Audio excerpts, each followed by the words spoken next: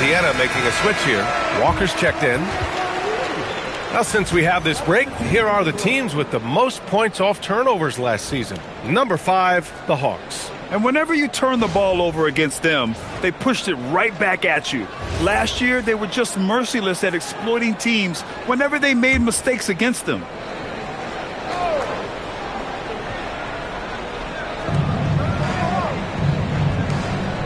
Here's Topic, guarded by Morris. There's the screen by Bull. Here's Richmond. Oh, it's blocked by Williams. This is why Mark Williams is out there. Control that painted area. Pass to Starks.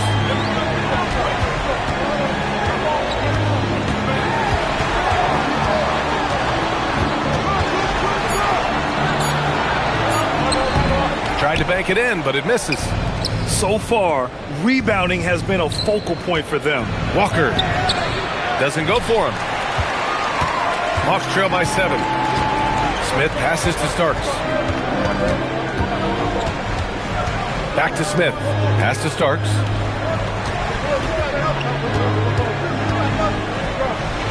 Now here's Williams. Just 4 to shoot. And here's Smith. Here's Starks. Bull grabs the board. Bull's got 5 rebounds tonight. Here's Walker. Here's Richmond. Good, and it's Walker who picks up the assist. Richmond's got 9 points.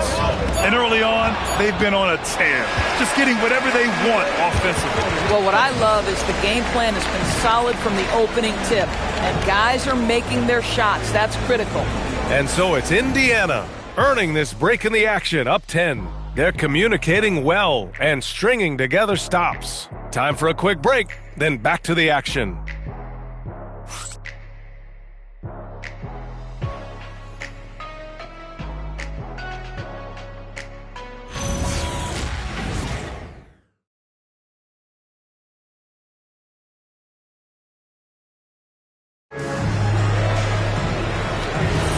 We welcome you back to second quarter action. Plenty of basketball left to play, but this one has been one-sided so far. All right, well, a look at how the points have been generated so far. A scoring breakdown for Indiana. Well, they found a groove, and it's from distance, so knocking them down from the three-point land never hurts. Yeah, and in addition, their ball movement has really unleashed their offense. Boy, they've been fun to watch. On the floor for Indiana, we've got Jalen Wells. He's out there with Walker, and it's Washburn in at the 5. Basket counts. Gotta fight harder to get over those screens. You know, we see this all the time. You're basically, as a defender, hoping the man misses rather than putting in the work to get over screens. Here's Martin. Count it. 1 for 1 to start the game. And despite the size mismatch, getting a little aggressive down there in the paint. Some guys just relish the challenge. Find a way, and he does. Now here's Wells. In his last outing, 8 points for him. Takes a 3. And it's Martin with the rebound. Hawks trail by 10. Takes a step back. That's no good. Couldn't get his first one to go. Oh, the analytics department is smiling after that one. Here's Jerome. The rebound by Atlanta. Looking ahead, they've got the Warriors coming to town for their next game. Here's Malone. Hasn't gotten one to fall yet. Pass to Starks. On the break. And here in the second, 2 minutes gone by. Walker sets a screen. Here's Alston. Got a piece of it. And putting his length to good work. Smith gets aggressive and finds the block. Here's Starks. Right wing. 6 on the shot clock. Here's Malone. He's covered by Jerome. Atlanta again missing. This guy does not love to operate in the mid-range, and it showed right there. Alston, pass to Walker. And there's a pick. Jerome outside. to snap the cold streak. That shot off the mark. Hawks trail by 10.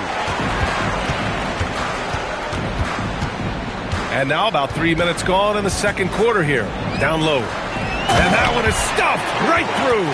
He knew exactly where his man was going to be. Outstanding lead pass. And Jerome has got the ball here for the Pacers. They held a 12-point lead earlier. And timeout called by Rick Carlisle. Coach probably just checking to make sure everybody's on the same page here.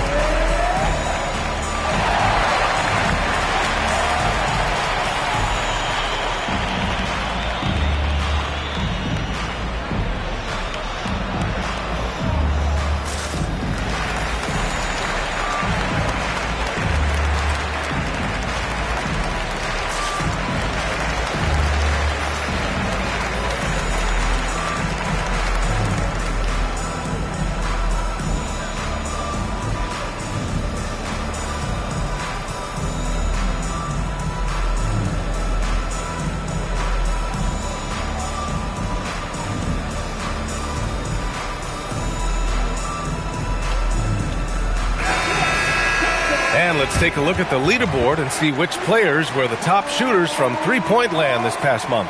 Third is Donovan Mitchell. Sometimes you get into a rhythm from long range, and you can ride that stretch for a while.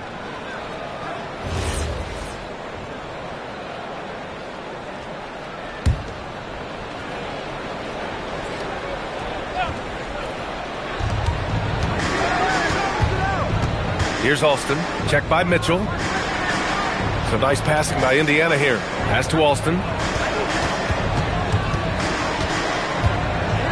5 to shoot. Indiana needs to get off a shot here. Here's Richmond. They get the rebound to stop the drought. Oh, no good.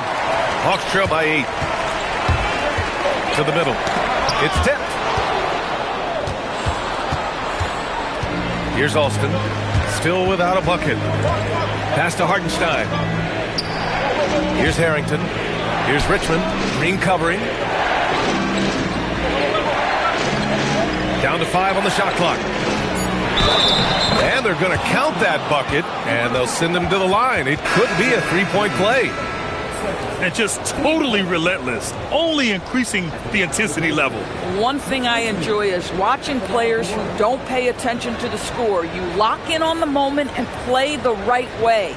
And Atlanta making a change here. Morris is checked in. Topic is checked in for Indiana.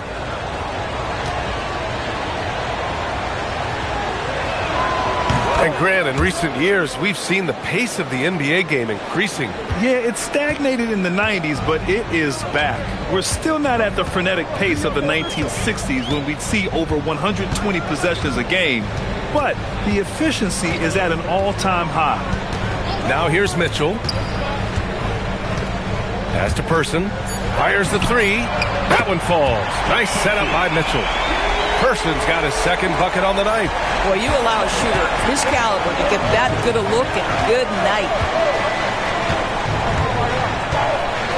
Here's Topic.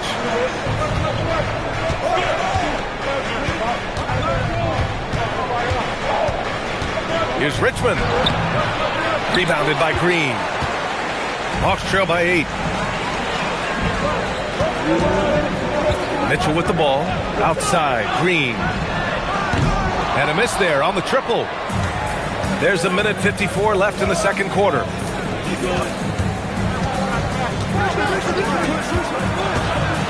Ooh, poked away. Stolen by Mitchell. And a fast break now for the Hawks. Green, the pass to Morris. Now here's Mitchell. It's intercepted. To the inside. Topic. And the shot counts. He's fouled, and it's a chance for a three-point play. Indiana shooting their 5th free throw of the game here.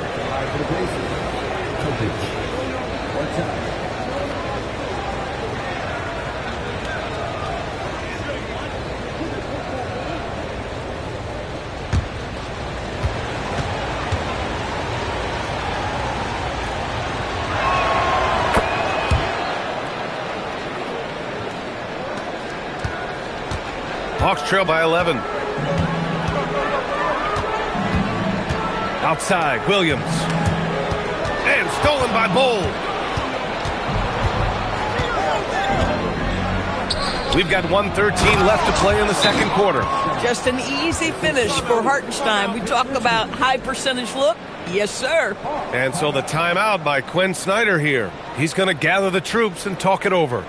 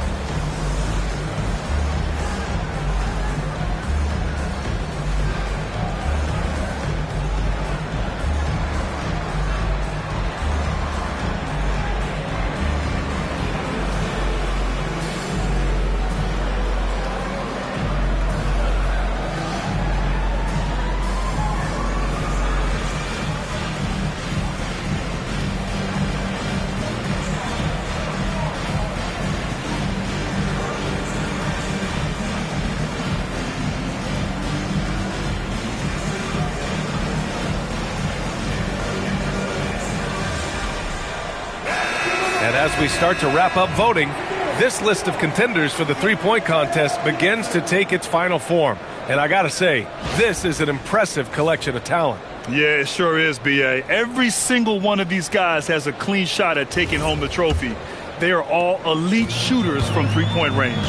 And you look at Mitchell, he's right on the cusp of securing his spot in the three-point contest. So I hope those votes keep pouring in because he's a guy you'd love to see in the mix. Yeah, if he can make it in the door, you know he will do everything he can to win the whole thing, and it'll be a lot of fun to watch. The voting is just about over. We'll keep you updated. This is just a tremendous list. And each year that passes by, it becomes more and more difficult to pick a field. So many talented shooters in the NBA right now. And timeout called by Rick Carlisle. He'll take the opportunity to regroup.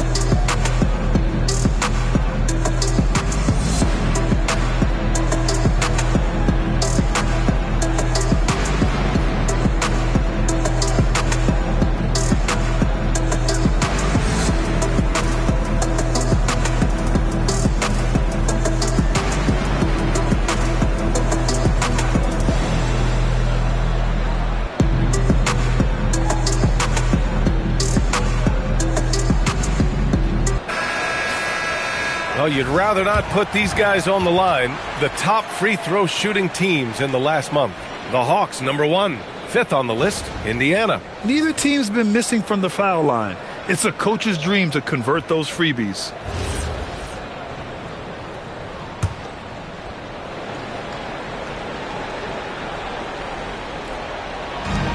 .56 seconds left in the first half of this one. Topic for 3. The rebound by Atlanta. Morris with it. Hartenstein covering. And the foul on the shot. So he'll take 2 from the free throw line. Great job drawing the foul. And almost converted the shot as well. Atlanta shooting their 5th and 6th free throw attempts tonight. 2 shots.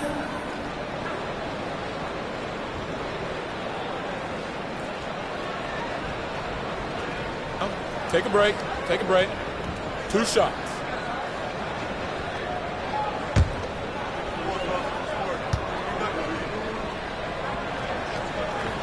First one falls for him. Walker, he's checked in for Hartenstein.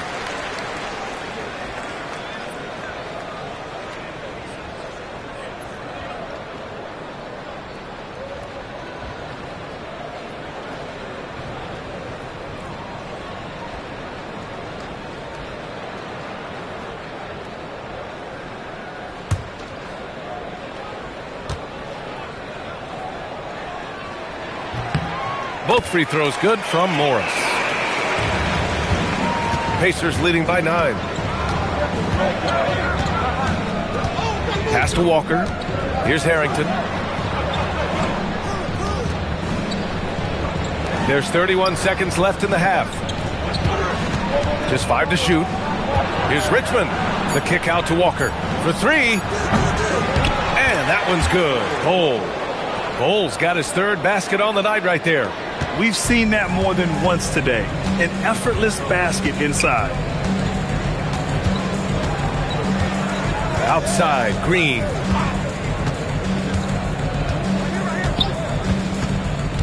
It's Williams, high post. And once again, off the mark by Atlanta. And so it's the Indiana Pacers closing out the quarter ahead by 11 points. Their defensive efforts have paid off, effectively shutting down the opposing offense. All right, now let's check in with Allie LaForce. Allie, what do you have? I'm joined now by Coach Quinn Snyder, and they were giving you some trouble in transition. How do you slow them down?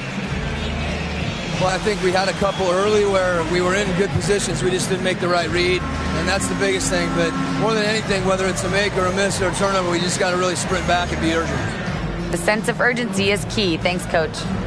All right, Allie, thanks for that. We will see everyone right back after this break, ready for the second half.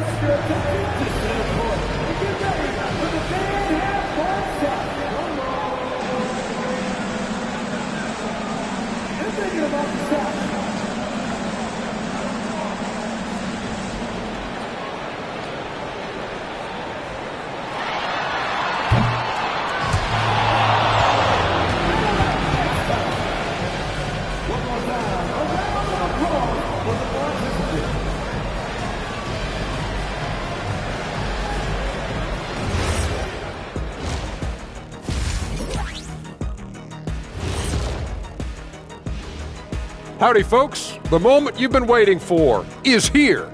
Before we recap the first half, let's see what the standings look like in the East. Being at the top of your respective conference has got to be a good feeling. Right, fellas? A very good feeling, Ernie. And you always want to be sending a message out there to those teams. What does the message say, Kenny? It says, good luck, brother. You'll need it.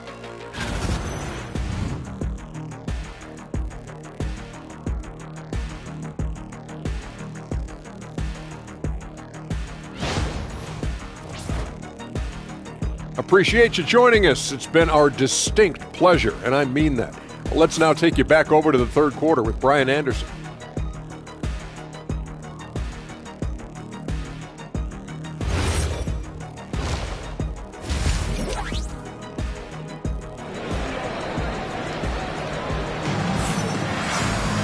And as we dive into the second half, we'll find out if the next 2 quarters are any different from the first 2. So far, it's been a runaway.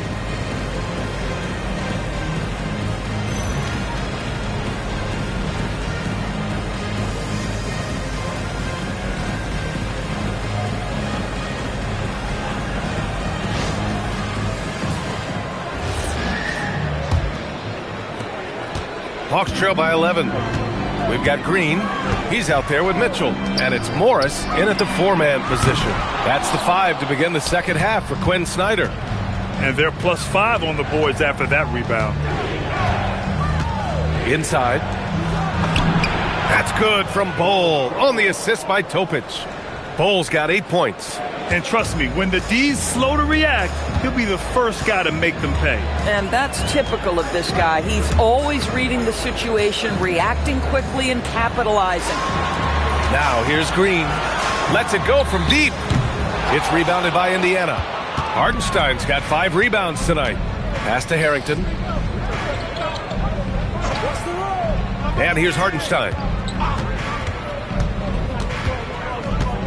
Now here's Bowl. Hey, in 6 attempts, he's made 5. Talk about efficiency. And force feeding the ball inside. I mean, no reason to go away from what's working. Offensively, it's been a struggle for him. Yeah, they need to string together some shots to have any kind of chance.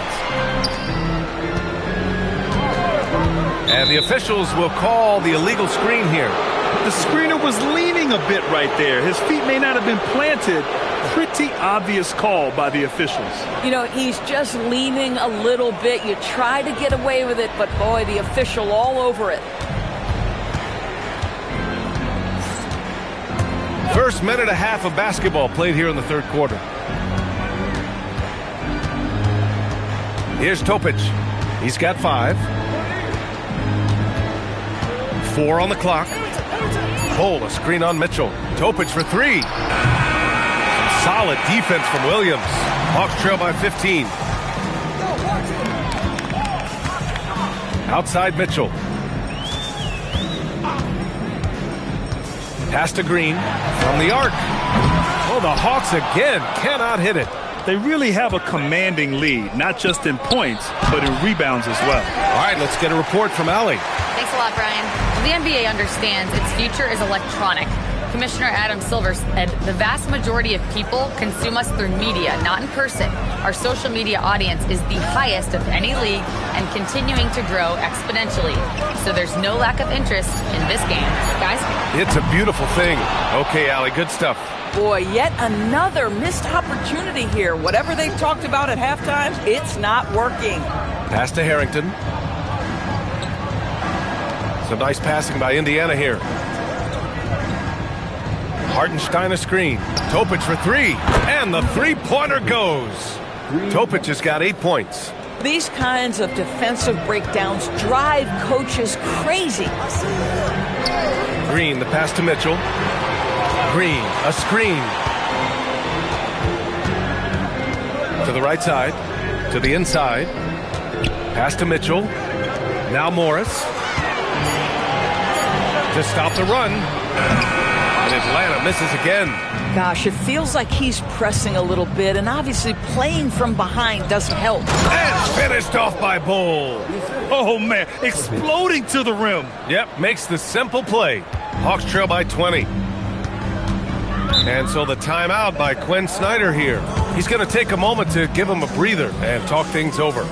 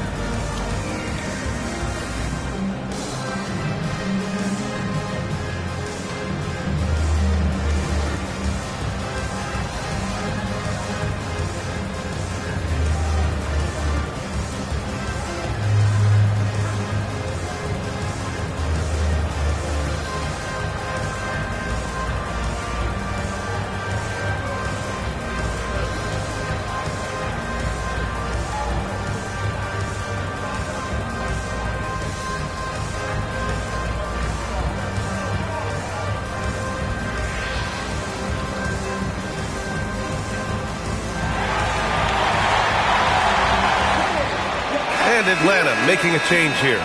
Smith's checked in. And now let's look at the leaderboard, specifically rebounding and who has been crashing the glass over the last month.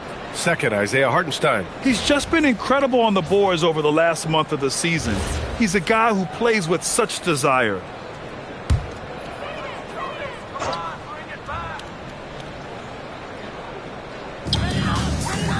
High post Green, down low. Williams. You know Mark Williams enjoyed throwing that one down. Pacers leading by 18. Pass to Topic. Here's Alston. Yet to see a basket. Now Bull. And the layup is good off the glass. And the Pacers lead by 20.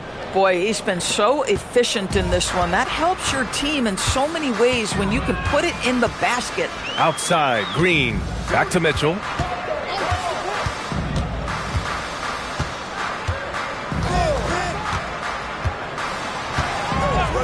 Back to Green. Just 5 on the clock. A deep three. The rebound by Alston. Alston's got 4 rebounds now. And right now, they're +8 in the rebounding category. That's helping them run away with this. Pass to Bowl. And stolen by Williams. And there's Mitchell on the assist from Morris. Mitchell's got his second basket on the night. The best way to get a clean look is with those quick hitters on the break. What a beautiful fast break opportunity, and the finish pretty good. With the crossover, and he was fouled while in the act of shooting, so he'll take 2 free throws. That's on Mark Williams. And what's your take, guys, here on the hustle stats for the Pacers? Well, their D has been a major story tonight. I mean, those steals and putting pressure on the ball, clogging the passing lanes, impressive. They've also been scoring on the break. With how difficult it is to get buckets in the half court, anytime you can push the ball in transition for easy ones, that's big time.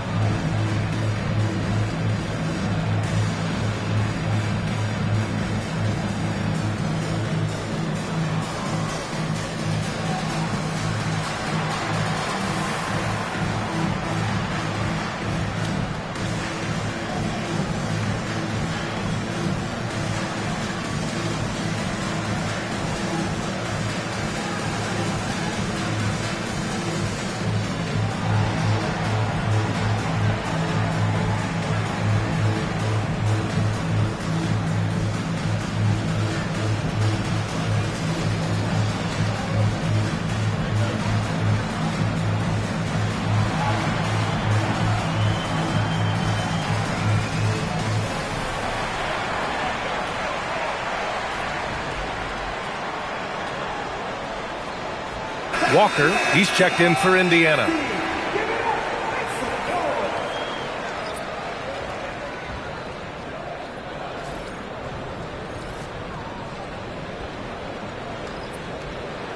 Take a break.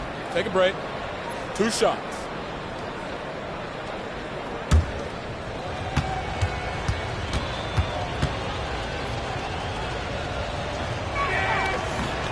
And he knocks down the first one.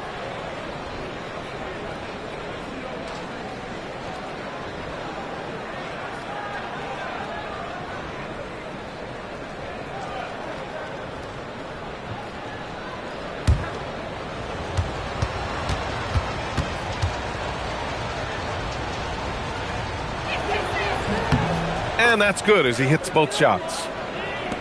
There's a minute 47 left in the third. Now Mitchell, 6 points for him. Lang, he's guarded by Hartenstein. Outside Mitchell, pass to Smith, clock at 6. There's the 3. Hartenstein pulls it in. Indiana leading by 20. Here's Topic. Lets it go from 14, and that one's good. Topic has got 10 points. And playing very well here in the second half. I mean, their shooting percentage is now over 50% from the field. Left side, Green. Mitchell deciding where to go with it. Now here's Green. Lang, he's guarded by Hartenstein. Off the mark from 16 feet.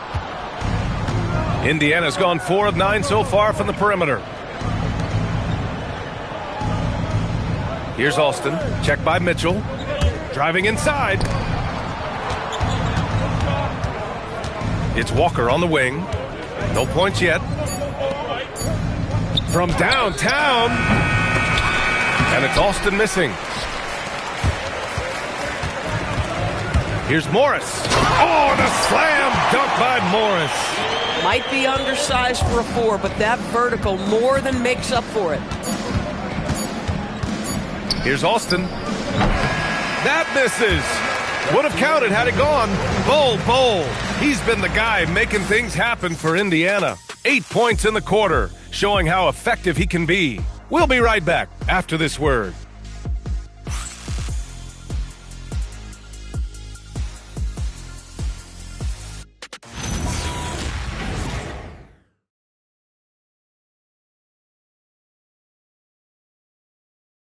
And while we have a chance, let's go to our State Farm assist of the game. This is the definition of team chemistry. I love to see this kind of communication and connection between teammates leading to the perfect pass. Nothing better than chemistry, right? Working together to create a bucket. Well, there may not be a lot of drama down the stretch as we head into the fourth quarter, but stranger things have happened. On the floor for Indiana, Ty Jerome is out there with Walker, and it's Washburn in at the pivot spot, manning the middle. Now here's Smith. Launches a three, sinks it from distance. Starks has gotten himself going here. His first points of the game on the deep ball. Here's Richmond.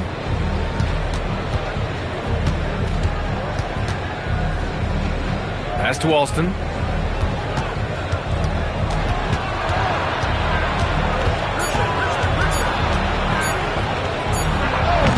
The rebound by Atlanta.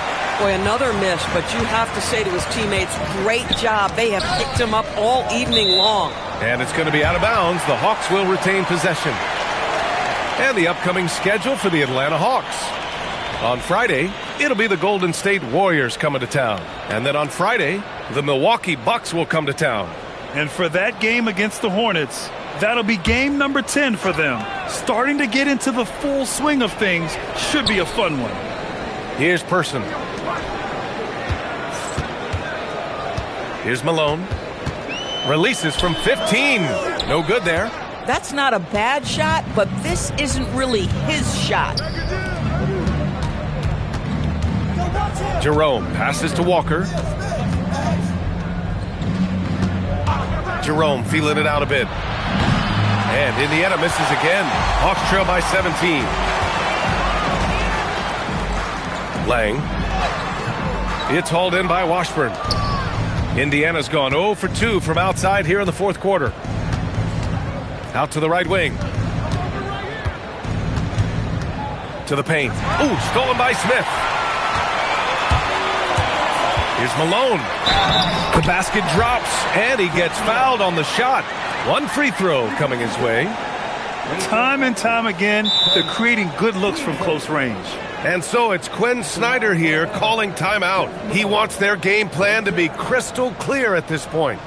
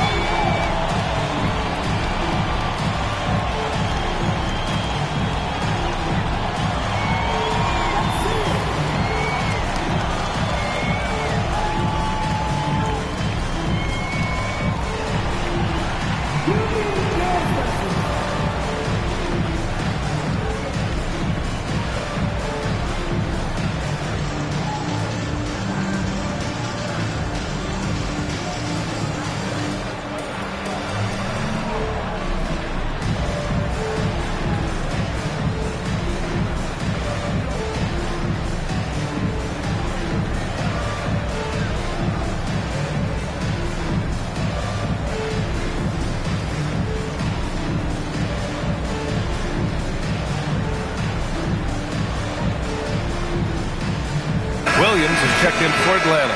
And the Pacers also making a change. Bowles checked in. Let's check in with our reporter, Allie LaForce. Hey guys, well, Quinn Snyder was just reviewing the plan with the team. They took a laid-back approach to the huddle, telling the team, everyone thinks this game is over, so just go out there and let it rip. Let's see what we can do. And I think the players love that message. And Allie, thanks.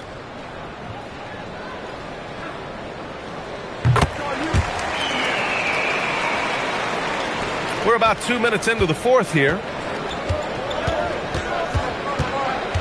Here's Alston. Pass to Bowl. The rebound by Atlanta. And if they're going to make a move, this is a good time to start. And there's still plenty of time, but they definitely don't want to let this game get too far out of hand. Here's Malone. Out of bounds. It'll be Indiana's ball.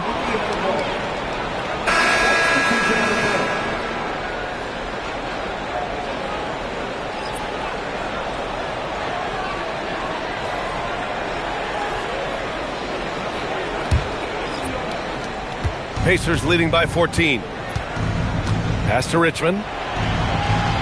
Here's Topic. It's a nice passing by Indiana here. Hartenstein, no good, and they can't put it into the drought. Now here's Green. He's covered closely. In transition, here they come! And that one's good. Topic. And the Pacers lead by 16. Pretty devastating, actually, to turn the ball over like that and surrender a bucket. Mitchell, the pass to Williams. Here's Person. Pass to Mitchell. Oh, deflected. On the break. Richmond with the bucket. That's been typical of their performance today. They're sharing the ball and creating good shots. Outside Mitchell. Green, a screen. Mitchell into the lane. To the middle. Here's Williams. Oh, it's blocked by Bowl. Pass to Topic. And here's Hartenstein. To the wing, right side. Here's Richmond. No luck on that one. Ooh, good work defensively by Morris. Right side Mitchell. Now Morris. Oh, the lead pass. Great dish. It's not easy to work the ball inside in this league, but they've done it all night. Pacers leading by 16. And it's Rick Carlisle calling timeout here. He is not messing around. Calling them into the huddle.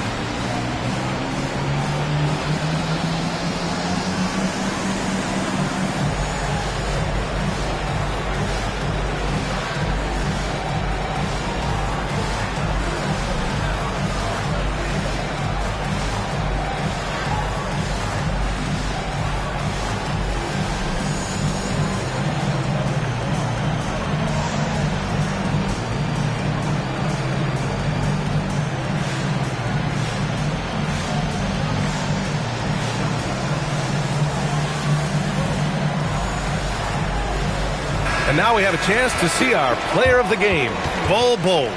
And guess what? This was his game all night. I mean, he tore through the defense and almost never took a bad shot out there. Really, a level of offensive consistency most players can only dream of.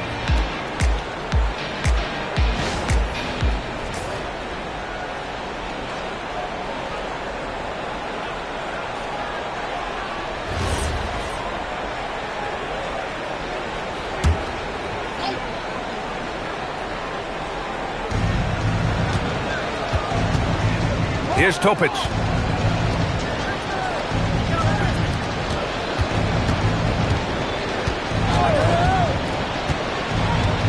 Now Bowl. 5 on the clock. Ooh, using 2 hands to power it down. Oh, that was nasty. A 2-hand mega slam. Man, I don't think anyone was going to stop him there. Morris outside.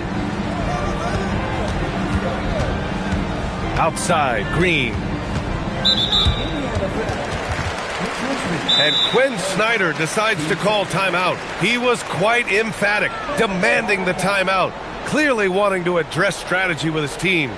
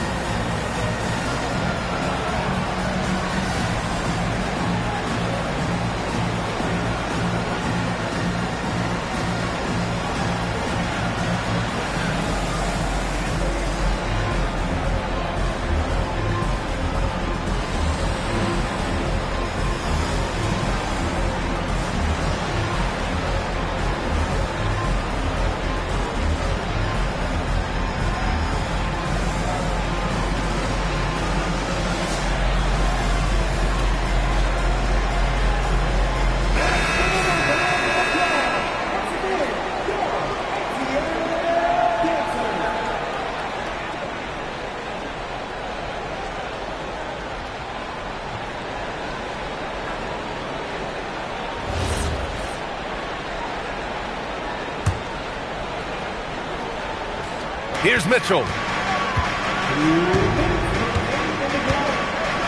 A minute 58 left in the fourth quarter. Clock at 4. Ooh, the three doesn't go. Boy, this is the story of the night for this guy. He's taken a lot of questionable shots. Here's Bull.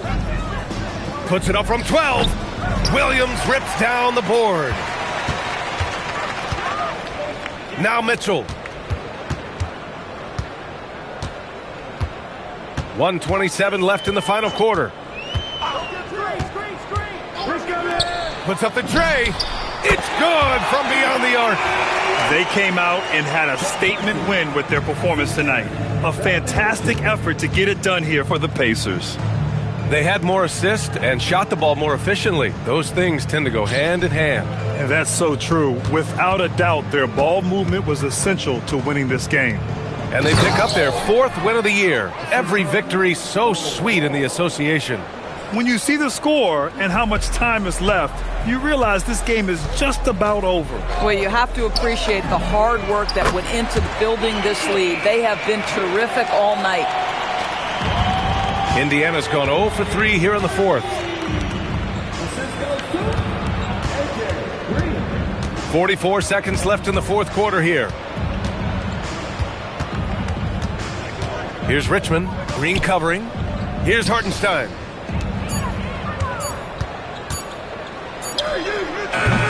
He's off from 3. Here's Atlanta with the ball. They've given up just 8 points in the 4th. Now Mitchell lets it go from 14. Yes, sir! Sticks the J. 22 was their biggest lead.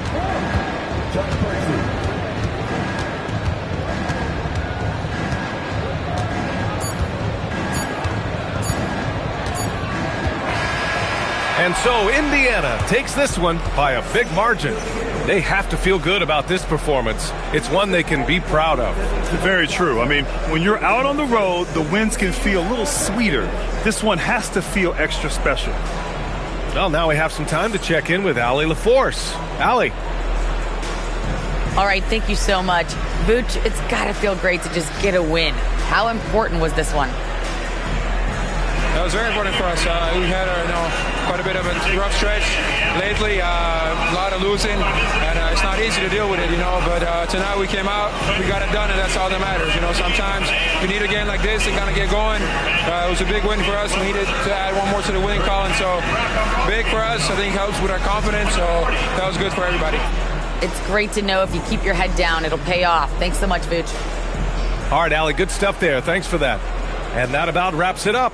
For Allie LaForce, Grant Hill, and Doris Burke, this is Brian.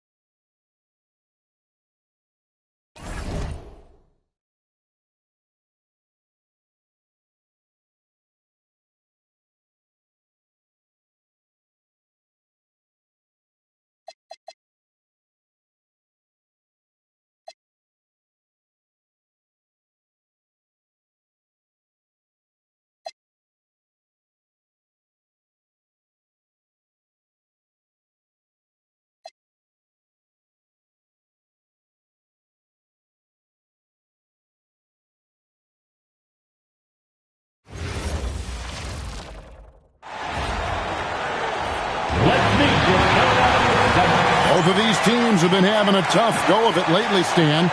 They've been unable to string together wins. And Kevin, there's no better way for a team to get off the ropes than to face a team that's also on the ropes. One of these teams has got to get their mojo back tonight. And checking out Utah's opening lineup, McMillan is out there with Bryant. Then it's Sally. Then it's Eve Meese. And it's Marley in at the small forward. Beal from long range. That's in, coming off an assist from Dunn. And he likes to get in a rhythm early. Nice triple. Here's McMillan. On the wing, Marley. Over Dunn. Marley no good. For the Utah Jazz, they come in off a loss to the Knicks in New York. And it's Banchero top the key. To the paint. Here's Bitadze. And that one clearly a foul. Gets the whistle and 2 shots coming up. And you think about the style of Sixers head coach Nick Nurse. Greg, what stands out to you? He just has a willingness to experiment and adapt. That's a real asset with some of the challenges this roster has faced. And a big part of why this front office brought him in.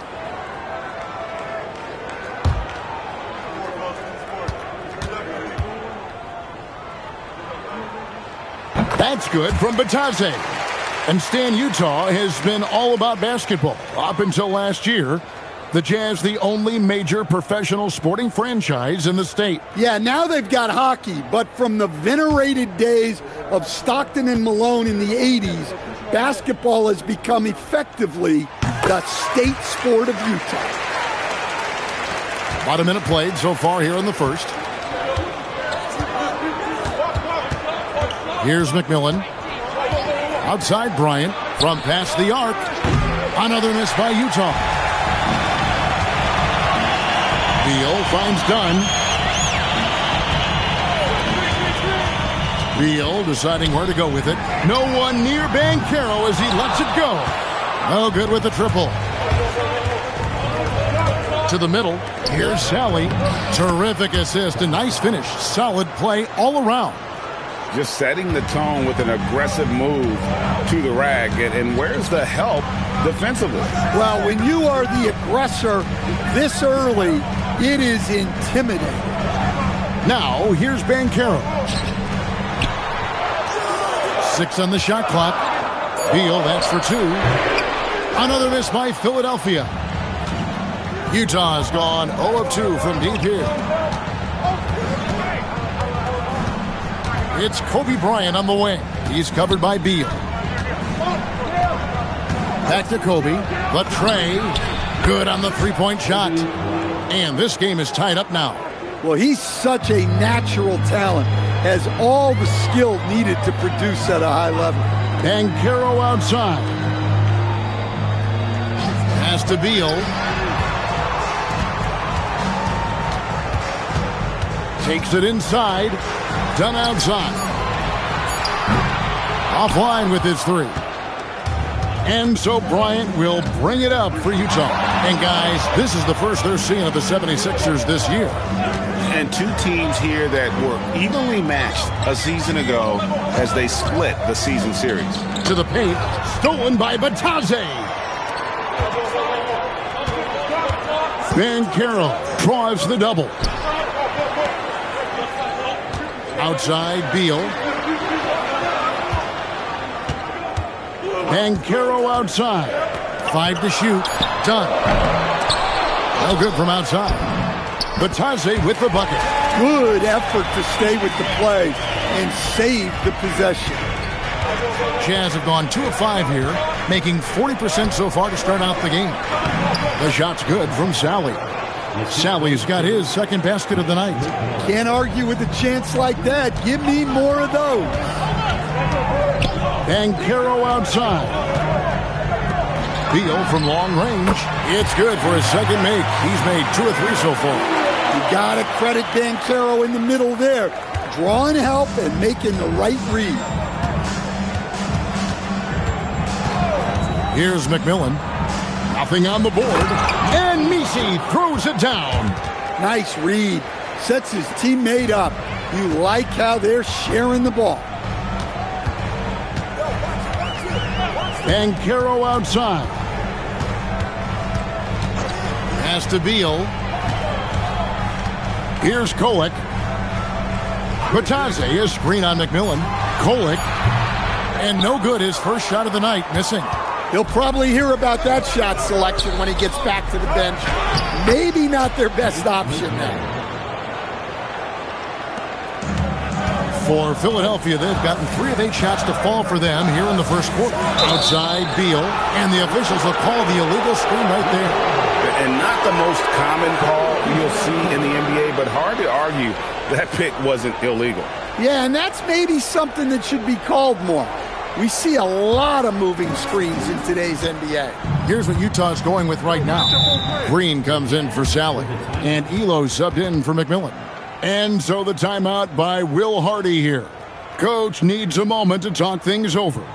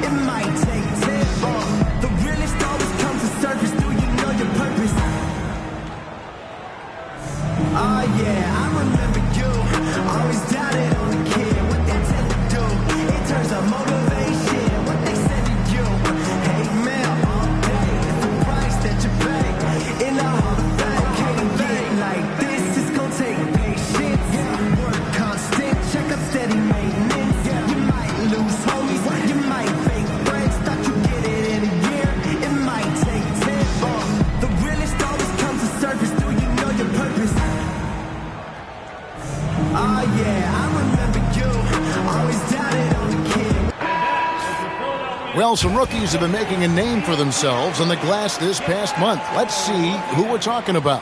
And you look at Misi, one of the game's best, second in the league.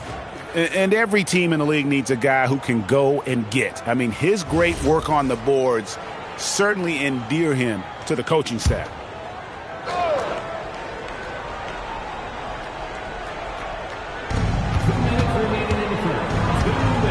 Marley against Sharp. Green taking his time here. Back to Kobe. And foul on the shot, so he'll get a chance at the line. Well, we know that players will often hit a wall at some point, Coach, in the season. When does that happen for coaches? Yeah, maybe on opening night, Kevin. No, there's so much work that goes into it in the offseason. Opening night is almost a sigh of relief. But that feeling of relief does go away pretty quickly.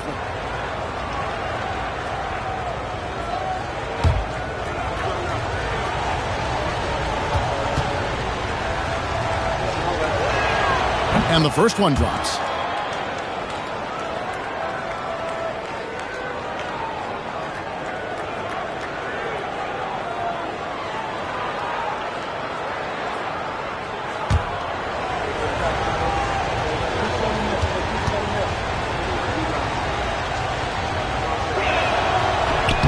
That one misses.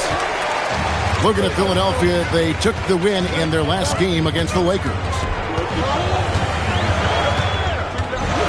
Marley against Beal.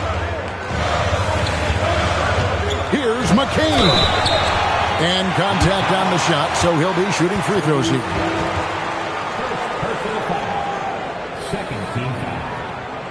And a moment to look at the scoring approach in terms of where the points are coming from for the Jazz. Well, they're in a great flow. The ball's moving.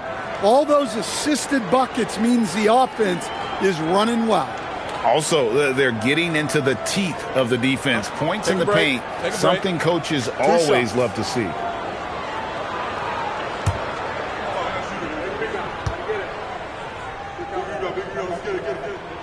And that one falls for McCain. And maybe more than any team in the West, GA, the Jazz, really committing to the rebuild. Well, in the West, it seems like you got 13 or 14 teams all trying to win now, and it just doesn't work that way. So it's not just about talent, it's also about timing.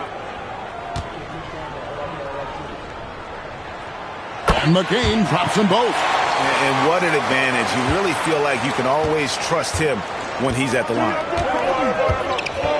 Pass to Marley. Outside, Green. Here's Misi. The rebound by Bitadze. Bitadze's got his fourth rebound with that last one here tonight. Back to McCain. The 76ers with another miss. The Jazz have gone 5 of 9 from the field here in the first. Elo the pass to Bryant. Back to Elo. That's in, coming off an assist by Kobe. And those are the kind of nice inside looks they've gotten here in the first half. Philadelphia's gotten just 2 of 6 to fall from three-point range so far in the first. Bounce pass from McCain. McCain sends a screen for Beal. Back to McCain. Batazzi, a screen on Elo. Shot clock at 3. Here's McCain. Another miss by Philadelphia. Utah has gone 1 of 3 from beyond the arc so far in the game. Marley kicks to Elo. Here's Kobe. No dice from the high post. And still a close game as the first quarter comes to a close. Jazz lead by 2. And don't go away. We'll be back with the action for the start of the second quarter in just a moment.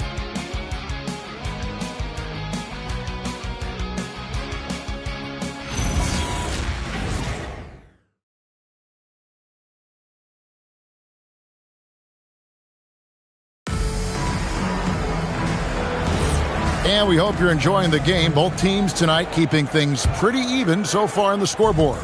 What do you guys think about the Jazz here in this one? Throughout the first quarter, they did a great job of just running the offense. Yeah, and I love to see this kind of communication between teammates.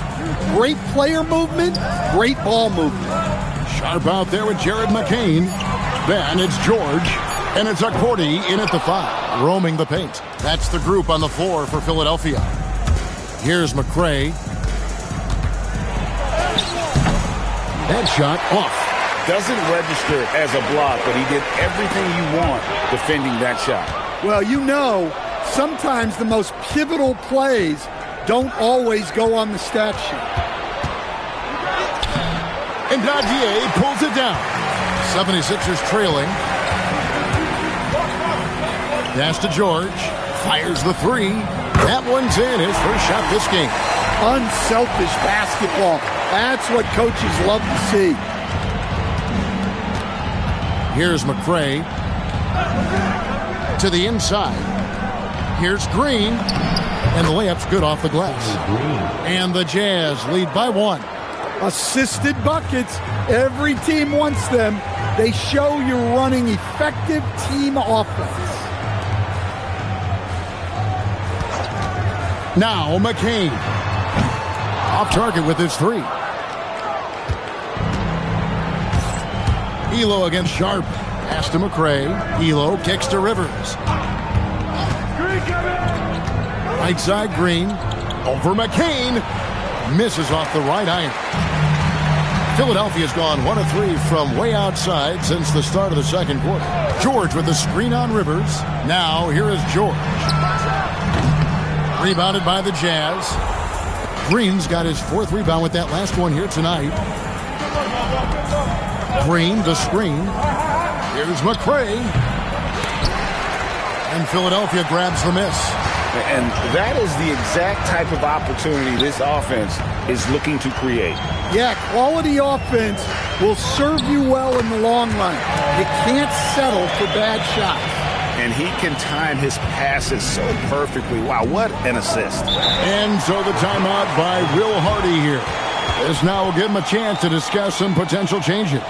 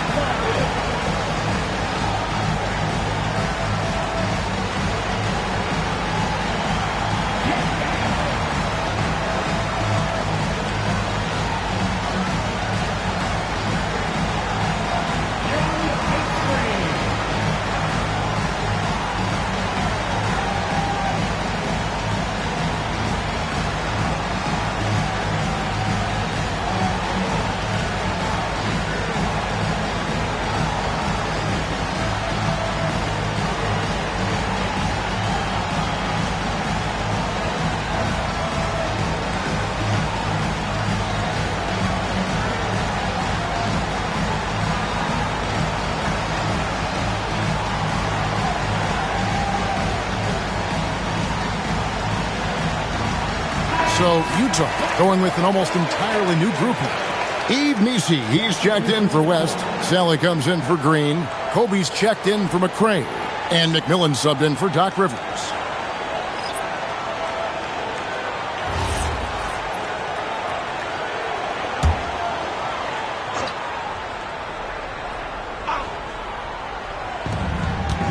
And we're now a little over 2.5 minutes into the second quarter. Pass to Kobe.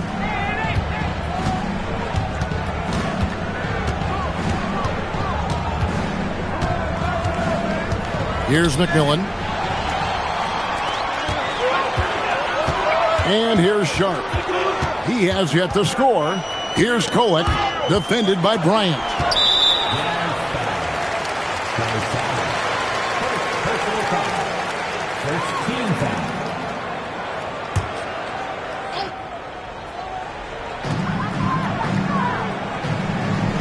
Here's Kolek. Patazzi is screen on McMillan. Just 4 to shoot. The 76ers need to get off a shot. Beal can't get it to go. Utah trailing here. Down low. Here's Sally. The shot misses. Dunn with some nice D. 76ers have gone 2 of 6 from the field in the second quarter so far. Kobe against Sharp. Lets the 3 fly, and McMillan pulls it down. The Jazz have gone 1 of 6 from the field in the second quarter. It's been a rough period so far. Pass to Kobe. Jacks up a 3. What a shooter! What a shooter! Kobe Bryant. Guys back and forth this first half. And this could continue to go back and forth the entire way.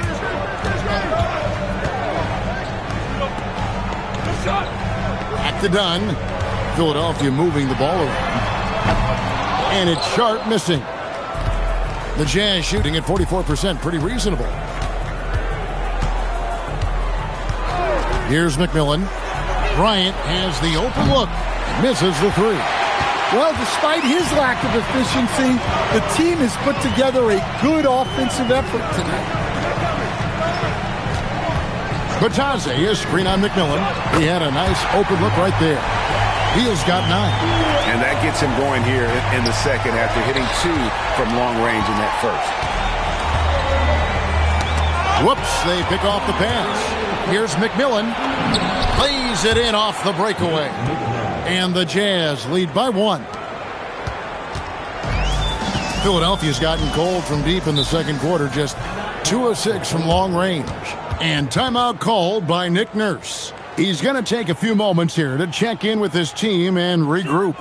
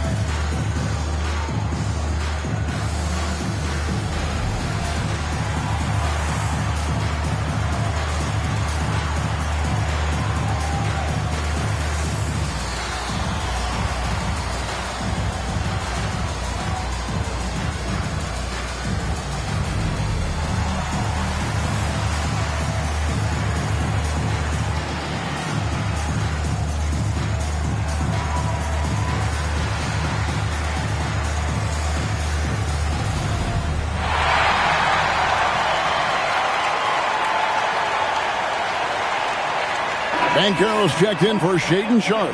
On a switcher also for Utah. Marley's checked in. And when it comes to team building, GA, there's been a debate about whether the 2-star or 3-star approach is more effective. Kevin, for me, I think it comes down to fit more than anything. It doesn't matter how many stars you have if they don't mesh and if they're not comfortable in the role that's carved out for them on that respective team. Here's Bitadze. Dunn passes to Bitadze. Here's Kolek. Pass to Banchero. 5 on the clock. Takes the 3. The rebound by Kobe Bryant. The Jazz with the lead. Always going up for the alley-oop here. And defensively, guys, they've been unable to shut down the middle. And so here is Philadelphia. At the elbow, Banchero. 1:03 left in the first half. And too much time in the lane. They get called for the 3-second violation.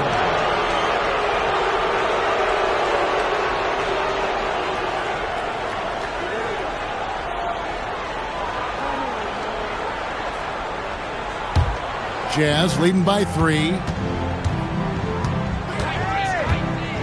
Here's McMillan. Pass to Bryant.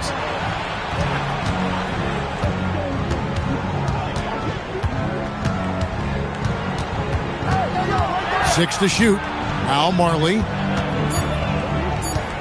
Here's Sally. Over Banchero. Sally's shot is off. Done against Marley. Dunn kicks to Beal. Knocks it loose. And again, Philadelphia turns it over.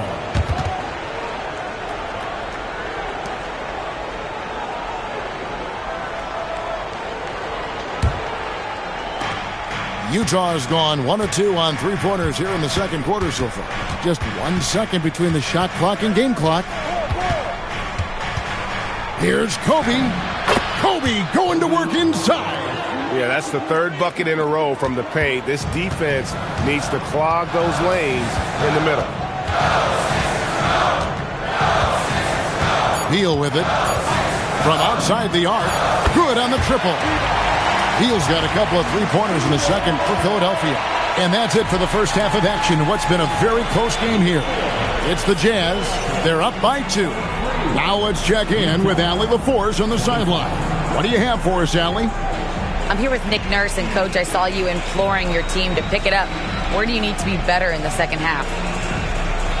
Well, we're not very good offensively right now. I think we're taking some okay shots, but we got to be a little bit more patient and keep moving it around a little bit. Need multiple paint touches rather than just one. So we just got to do a little bit better job of getting off it and relocating a little bit. Patience is a virtue. Thank you, Coach. Allie, thank you for that interview. And now we're at halftime. And we'll be back to bring you more basketball after this.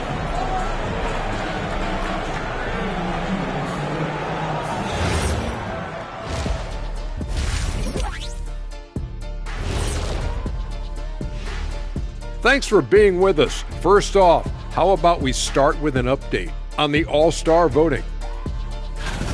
Man, we've talked about it so much, hard to believe we're almost an All-Star weekend. I'm interested to see which new faces make it this year. This first All-Star game for a player really memorable. And let's review how things are going for the Jazz. They find themselves in a tight one here at the half. Talk about putting yourself in a position to succeed. They've executed, and they're taking good shots. Playing just the way it's drawn up, and let's credit their game planning as well. And that is it for halftime, folks. It is back to Kevin Harlan and the crew for the second half.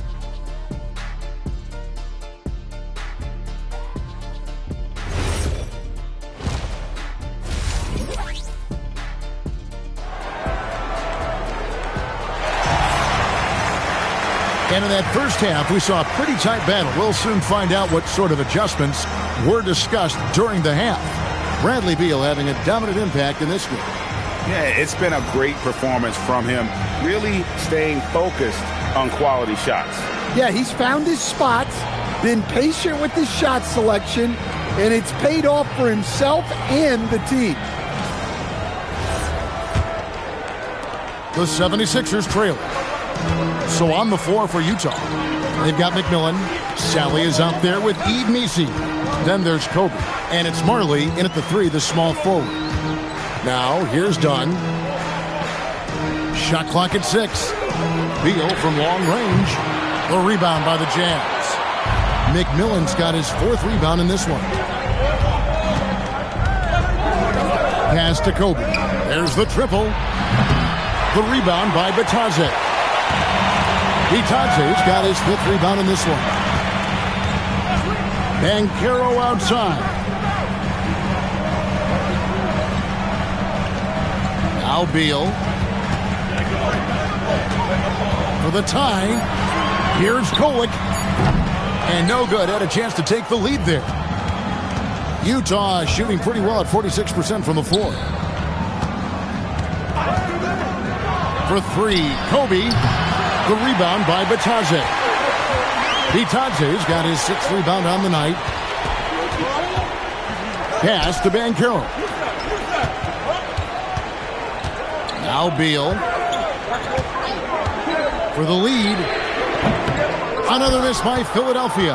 Well, this is not what they envisioned coming out of the break. Missing their first 3 shots. Here's McMillan. Defended by Bitadze. The 8-footer. Nice shot by McMillan. McMillan's got 6 points. And they're beginning to just flat out fall apart defensively right now, especially on the interior. Outside Beal. And it's done in the corner. The 3 from Banchero. Drills the 3-pointer. Banchero's got himself going with the triple, his first basket of the game. Pass to Bryant. Launches a 3. Bryant with a 3 of his own. Matching baskets from the perimeter, an earmark of today's game. Yeah, sometimes you get in a shootout like this, but you just hope that you can get a stop first. Now Beal, and there's the call. It's going to be an illegal screen. With this break in the action, here's a look at the teams that have blocked the most shots in the NBA this last month. 5th on the list, the 76ers. They have been racking up the blocks lately. I mean, if they keep this up, they're going to be a very difficult matchup for anybody. Here's McMillan. 6 points for him. Pass to Sally. Sally with a screen on dime. Bryant outside. And a miss there on the triple. And they had some botched coverage that turned into no coverage. Inside. Here's Banchero. Bitadze, a screen on McMillan. Kolek, no good. This is not how they wanted to start the second half. Just 1 of 5 so far. Pass to McMillan. Lets it go from deep. And it's Philadelphia with the rebound. 3rd quarter of basketball here, and just a little under 3.5 minutes gone by. And timeout called by Nick Nurse. He's going to take this chance to talk to his guys. And just trying to get some traction offensively. Boy, it hasn't been pretty. Yeah, right now, Coach needs to draw up his best play, get some points, and give this team some confidence.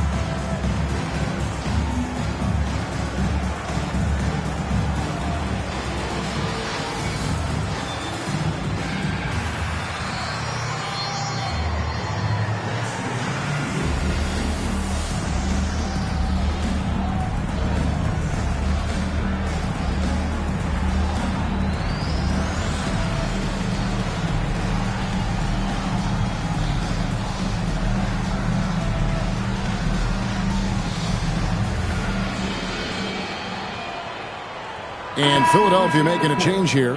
Sharp's checked in, and Utah with a change here too. Helo's checked in for Bryant.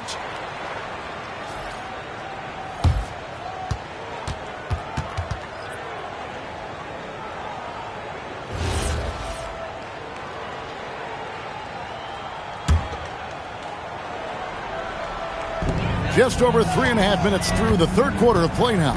Sharp finds Banchero. Bitadze setting a screen for Sharp. 6 on the shot clock for 3, and that one's good. Kolek. He can be a forgotten man in their offense sometimes, but the D still has to keep an eye on him. Here's McMillan. 6 points for him. Another miss by Utah. Banchero inside. He's guarded by McMillan. Here's Kolek for the lead. Messi grabs the rebound. Yeah, not at his most efficient this quarter. He's got to work on finding high percentage shots. Pass to Marley. Three-pointer. And Philadelphia grabs the miss. Banchero's got his 5th rebound right now in the game. Marley against Sharp. Banchero, a screen for Sharp.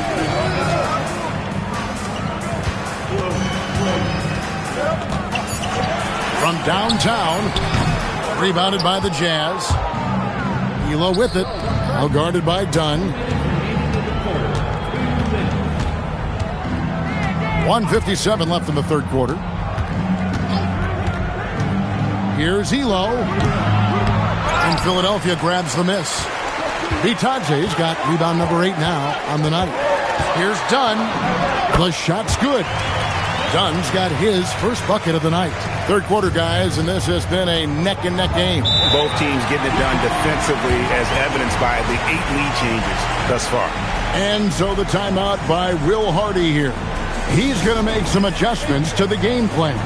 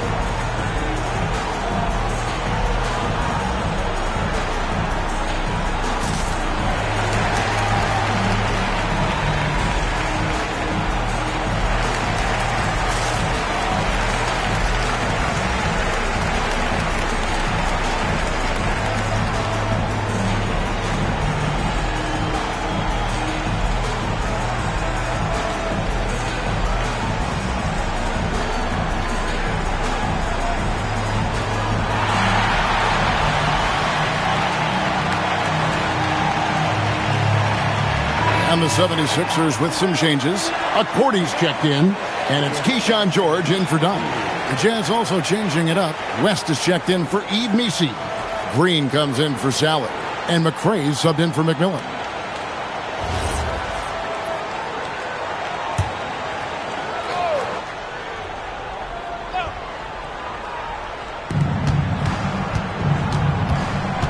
McCain against Elo. Pass to Green. Now West. Nice ball movement by Utah. 4 on the clock. McRae kicks to Green. A 3 from Marley. Nailed from three-point land. Marley's got 5 points so far. A great competitive game so far. And from the look of it, this one could go right down to the wire. Here's Sharp. Oh, and the jam by Sharp.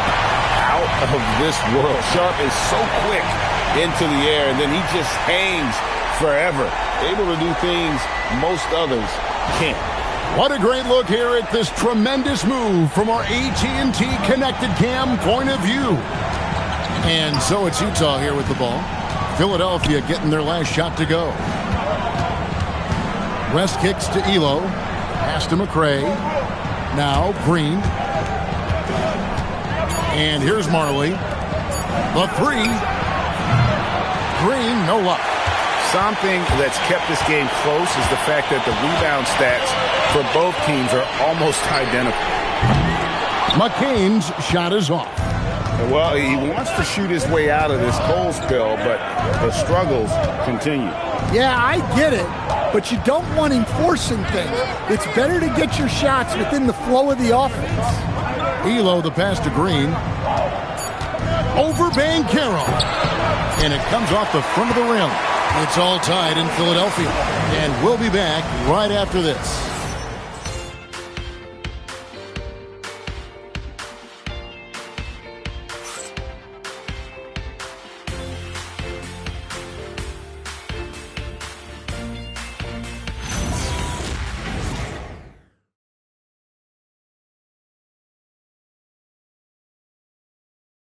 And a worthy candidate tonight as we take a look at our State Farm assist of the game. And how about the big fella here showing us he's got some point guard skill here with the tremendous setup. Yeah, well, this is the diversification of positions in this league. Everyone does everything now. And with these teams locked in a very close contest, this fourth quarter promises to be a good one. George is out there with Sharp. Then there's Bradley Beal.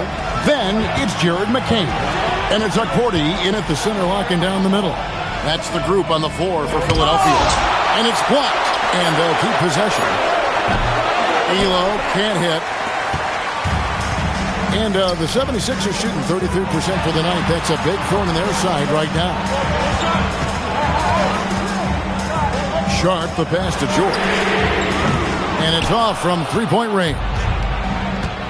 The Jazz shooting a lackluster 38% for the game, struggling so far. Kobe against McCain. Left side, Kobe. Fourth quarter still young, just over a minute play. And that won't go, missing the go-ahead bucket. Pass to George. Green with the rebound. Green's got 6 rebounds in the game. He takes it in. And the call on the shot that sends him to the line. All the officials are all over that one. Elbow. 2. Shooting for Utah, Rodney Gray. 2 shots.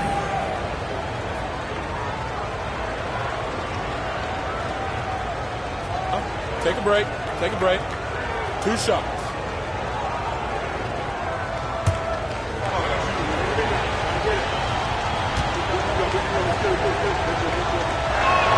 And they now lead as the free throw drops for him.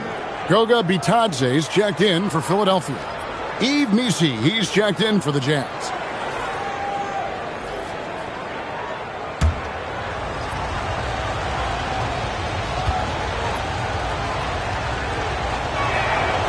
So 1 for 2 that time at the stripe. Well, not a perfect trip to the line, but he gets the one he needed to put them in the driver's seat. The shot by Sharp, nobody around, sinks the triple. And the 76ers lead by 2. And we've made our way through just over a minute and a half in this fourth quarter. Bryant looking it over. Missi, that's good, and it's Bryant with the assist. Bryant's got 3 assists now in this one. And so it's Beal. He'll bring it up for Philadelphia. They played a great fourth quarter defensively, allowing only 3 points. Now here's Beal. Back to McCain. The 76ers, another 3. They've given up a lot of three-pointers here today. Outside Bryant. From the arc. Cranes the three-pointer. Bryant's got it all tied up now for the Jazz. Well, after dropping in 2 triples in the first half, he's now matched that mark here in the second half, and I wouldn't be surprised to see more of that. Now Bitadze. McCain's shot is off. Outside Green. And here's Bryant for 3. Sinks the three-pointer. Bryant's got a pair of 3s here in the fourth quarter for the Jazz. And those are the types of shots down the stretch that win you ball games. And it's Nick Nurse calling timeout here. He's very aware of the timing here and the significance of getting things squared away with his team.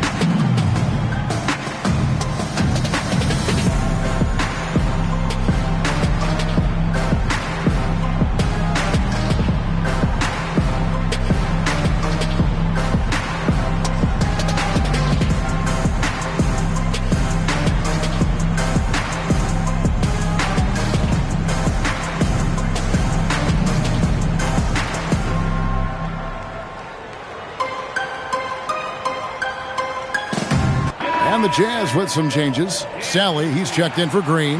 Marley comes in for McCray. And it's McMillan in for Craig Elo. And now let's swing it over to Allie LaForce on the sideline.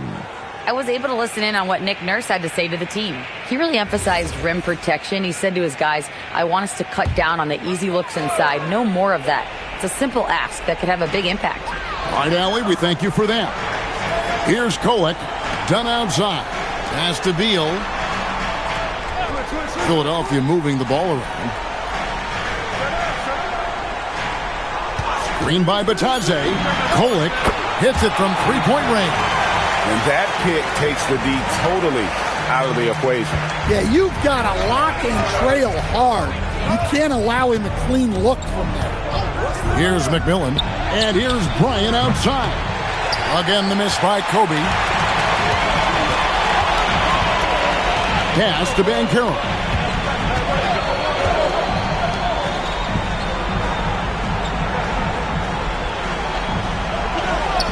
Now here's Beal. Driving in. Now Banchero. Another chance.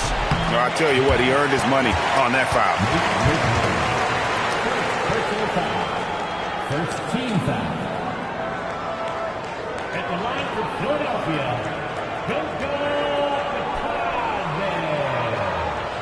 taking 2 shots.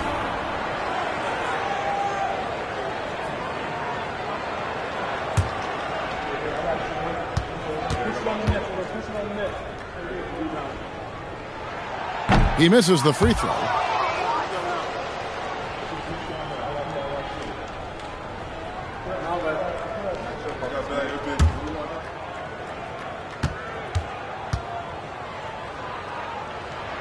And the second free throw, good. Utah has gotten off 4 3-pointers in the final quarter, and 2 of them have fallen. They set the pick.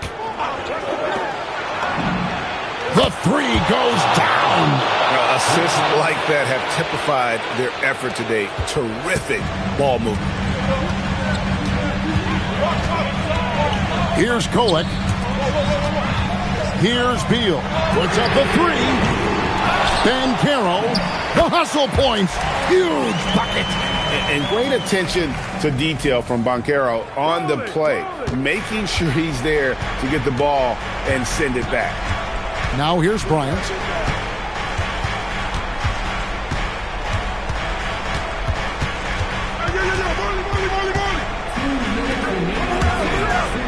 Down to 5 on the shot clock. Beal with the steal. Into the lane. Nice use of the glass on the finish. And boy, he's really in a groove. Dominant performance last game. Same thing this time out. Yeah, for sure. He is just oozing confidence. Thinks every shot is going in. They should just keep running sets for him. Here's Kolek. He's guarded by McMillan. Layup, no good.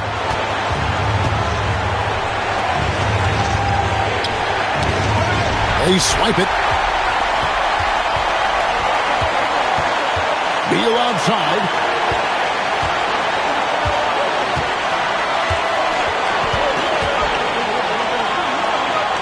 Now Batadze. Beal outside. Buries the deep ball. Well, you love assisted hoops. That's good offense. And so Bryant will bring it up for Utah. It's a 5-point game.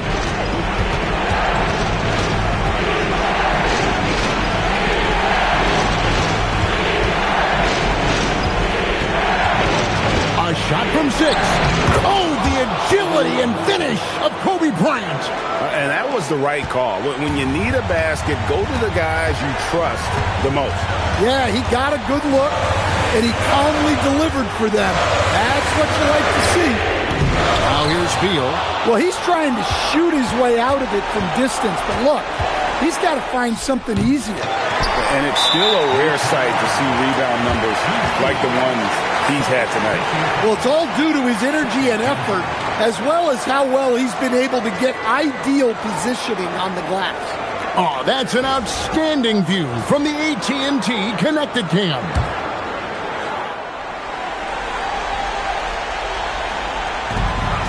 And now they decide to foul intentionally.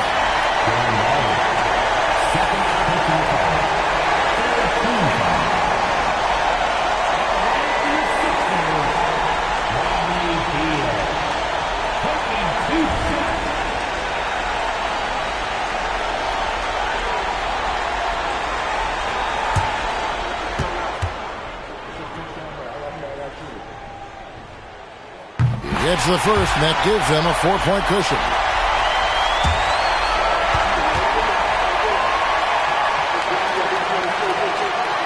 So he gets them both, and it's a 5-point game. A very successful visit to the line for him.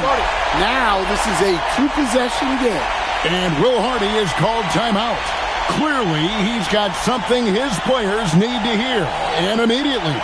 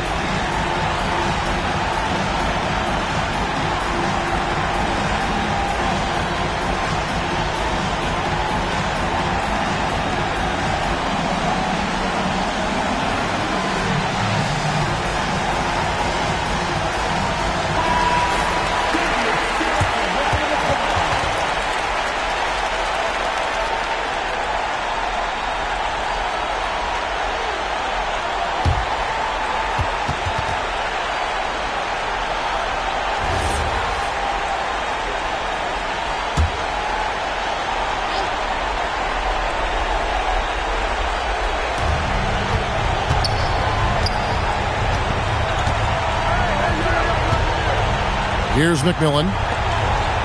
Jacks up a 3. Knocks down the 3. Big-time basket at a big-time moment. Yeah, don't you just love to see a player embrace that kind of pressure? Yeah, you have to do that, though. You can't just let him dribble the game out.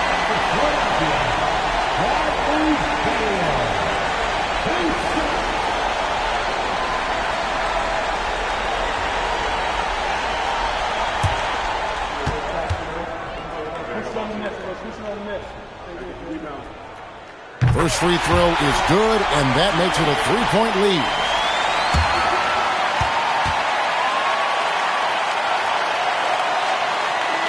He's off on the free throw and able to get that second one to drop in.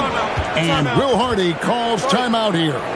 Coach clearly feeling the necessity to regroup with so much at stake here. Turning here to our analysts, what factors, guys, come to your mind? And it's do or die time. They need a bucket here to stay alive. Yeah, the clock is their enemy and they know it.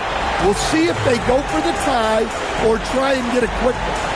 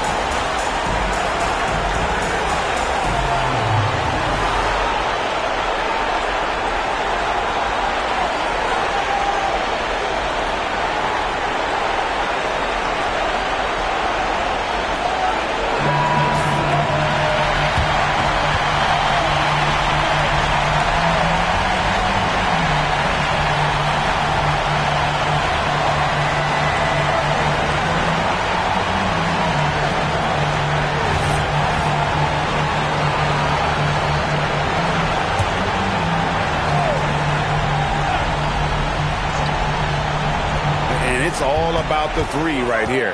Yeah, and when your opponent knows what you need, it makes it that much harder to find an opening. And an intentional foul there stops the clock.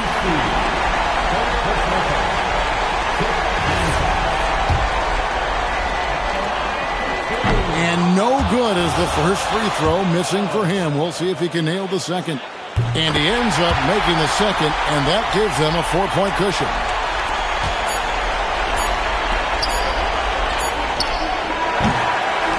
So it's the 76ers taking the win in a close game. They didn't make it easy on themselves or their fans, but in the end, everyone's satisfied.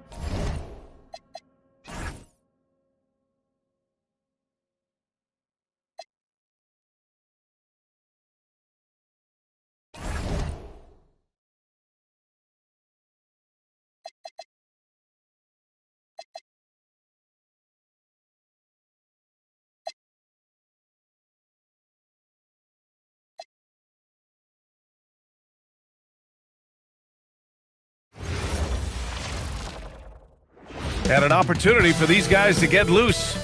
And welcome to 2K Sports for another edition of NBA basketball. Here with Grant Hill and Richard Jefferson, this is Brian Anderson. Joining us from the sidelines, Allie LaForce. Let's check out Milwaukee's starting lineup. Tari Eason is out there with OG Anunoby. Then there's Collier, then there's Holmgren, and it's Abaji in at the 2 spot. Now here's Sabonis. This should be a real chess match tonight, Grant. These teams both love to get set up and run their plays. Yeah, you know, B.A., you got two patient teams who execute on exactly what their coach has drawn up for them. Trusting in ball movement to find their shots is the key. Here's Collier. Left side, Anunoby. Pass to Collier. Some nice passing by Milwaukee here. 4 on the clock. The 3 is up. Warriors with the rebound. This, of course, their first opportunity to play Milwaukee this season. Yeah, we saw how combative yet enjoyable last season's series was. Two very excellent teams going at it. It's always a marquee matchup on the schedule. I think it's going to be another fun set of games between them this year. And it's Green missing. And the shooter had very little space on that attempt. I'm sure they'll think twice about shooting against him next time. Pass to Collier.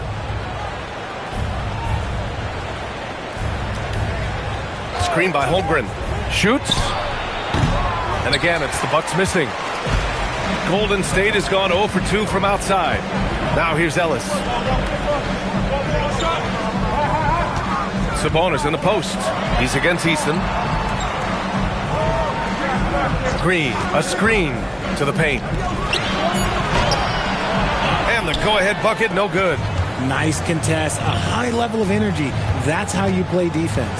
And last season, the Warriors had their most success playing a small ball lineup, Grant. Well, they more than held their own on the backboards in defending the paint. But you knew they'd look to add some size this summer. Tatum passes to Sabonis. Poke loose. And stolen by Holmgren. Now Milwaukee moving it up. Just over 2.5 minutes played here in the first. Left side, Anunoby. Tatum with the block. You can't throw that weak stuff up around Tatum because he will put it right back in your face. Pass to Ellis. And here's Tatum.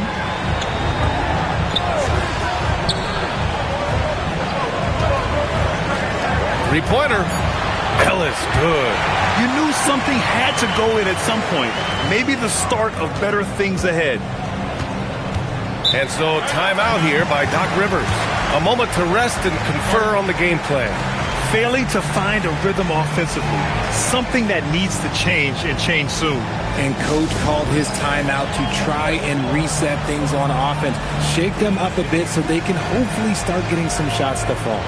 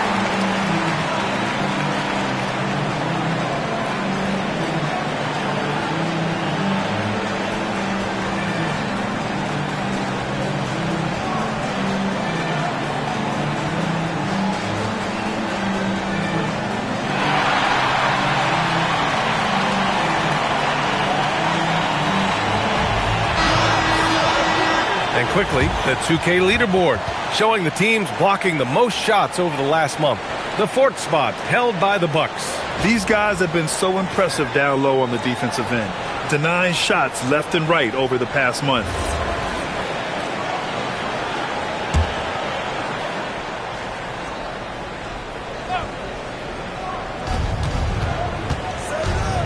Outside Anunoby. First quarter of action, just under 3.5 minutes played. Screen by Eason. Shot clock at 5. Collier, no good. The Warriors lead by 3. Here's Paxson. No made baskets yet.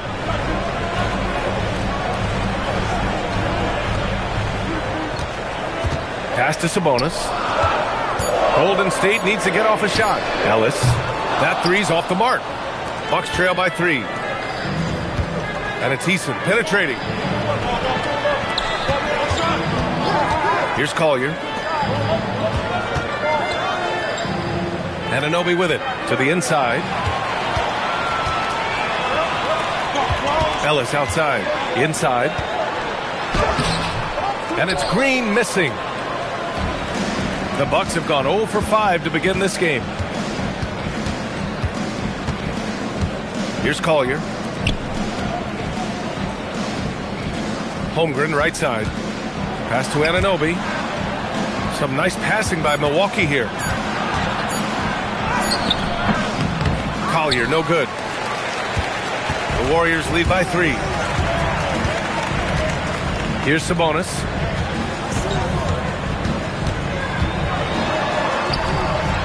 Paxson passes to Sabonis. Green, a screen. Here's Tatum. Rebounded by the Bucks. You know, last game they matched up with the Mavs. A tough loss there. Offensively, it was never their night. The issues they suffered were pretty clear. Won't win games in this league with an offensive night like that. They've got some things to figure out.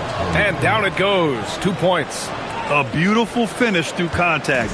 That's the dog in Holmgren. And Steve Kerr wants a timeout. He might have seen something and needs to review with his guys.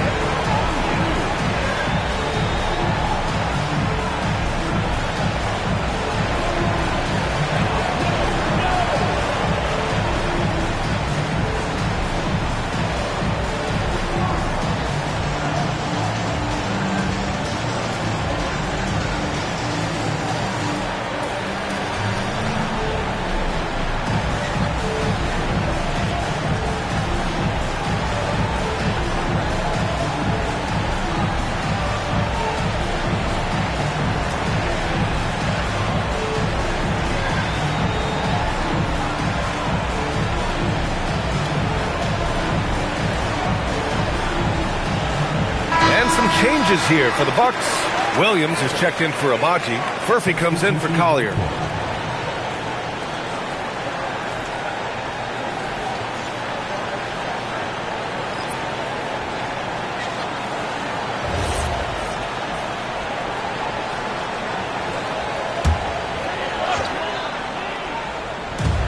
.125 left in the first quarter. Fires, high post. Tatum gets the bucket. Over the years, Tatum has limited the amount of mid-range jumpers that he takes, but it is still a natural part of his game. Holmgren finds Williams. Over Brooks. Williams misses. The Warriors lead by 3. Pass to Roten. Over to the left wing. Sabonis against Williams. Shot clock at 6. Sabonis in the post. Williams defending. Sabonis' shot is off. Here's Furphy. Pass to Williams. Up and over Brooks. Williams misses. Even though he had space, there is never an easy fadeaway. Sabonis outside.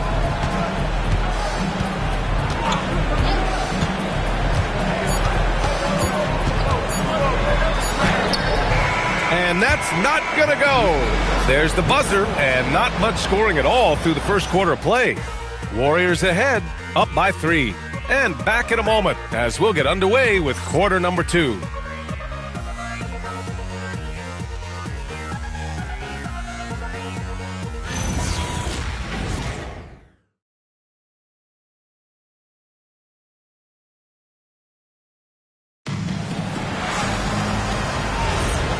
Good action already in this one, but a fairly even matchup after this first quarter of play. And from what we've seen here from the Warriors, what's your take so far? It's simple. The main takeaway from the first quarter is they're winning this game with defense.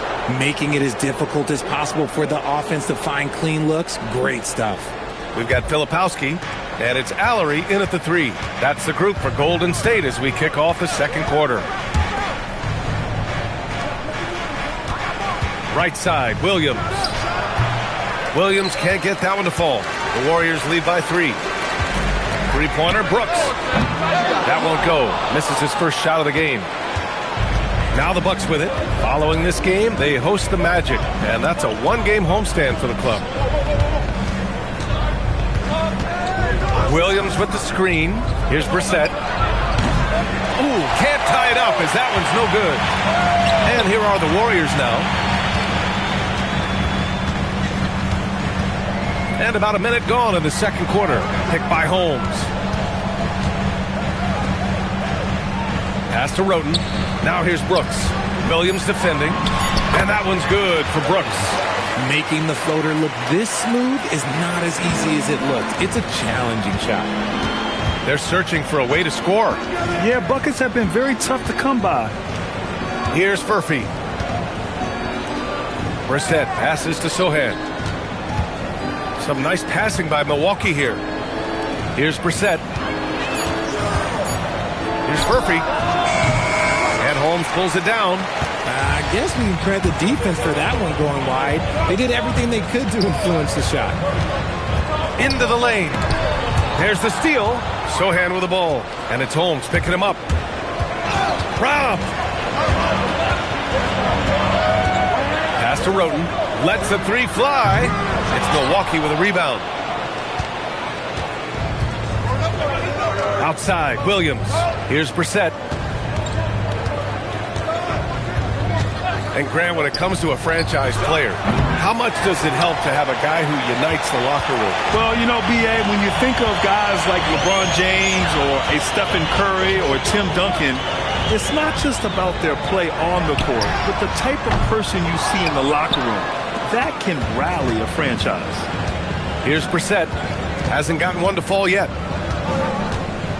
Pass to Furphy. Now here's Williams. Now Sohan. 5 to shoot. Here's Furphy. And again, it's the Bucks missing. The Warriors lead by 5.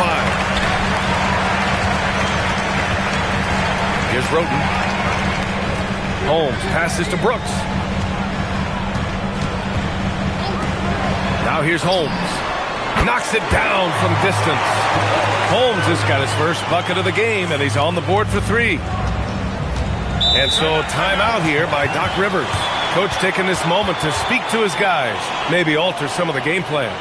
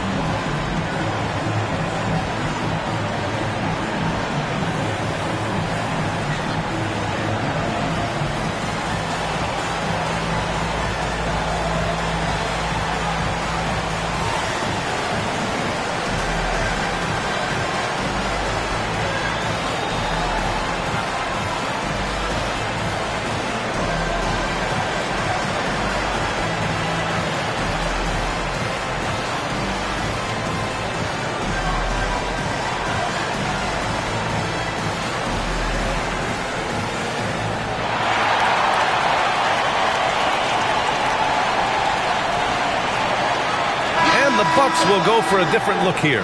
Holmgren, he's checked in for Post. Eason comes in for Sohan. Abaji's checked in for Williams. And it's Collier in for Brissett.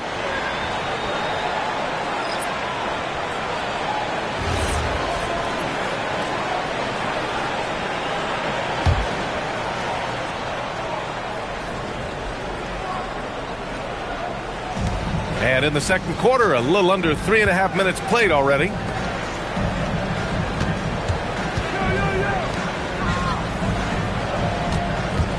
Holmgren inside. It's stolen away. Here's Paxson. He's scoreless. On the wing, Tatum. Down low. Here's Green. And he'll draw the foul. He'll head to the line for 2.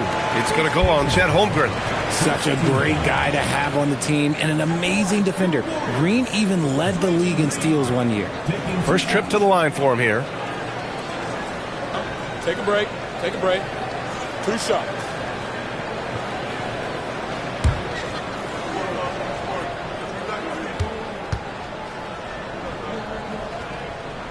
He's off on the first. Sabonis, he's checked in for the Warriors. OG Anunoby's checked in for Milwaukee.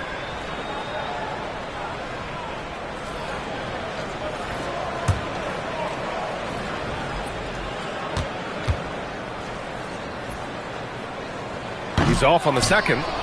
Bucks trail by 8. Pass to Collier. Holmgren deciding where to go with it.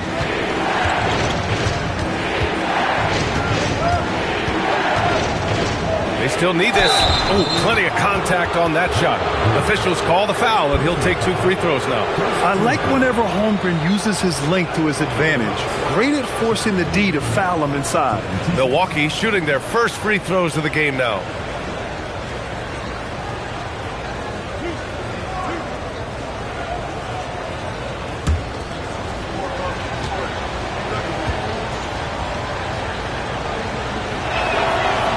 That one misses. Yeah, many believe Holmgren must add muscle over time to his wiry frame. We'll see if he focuses on doing just that.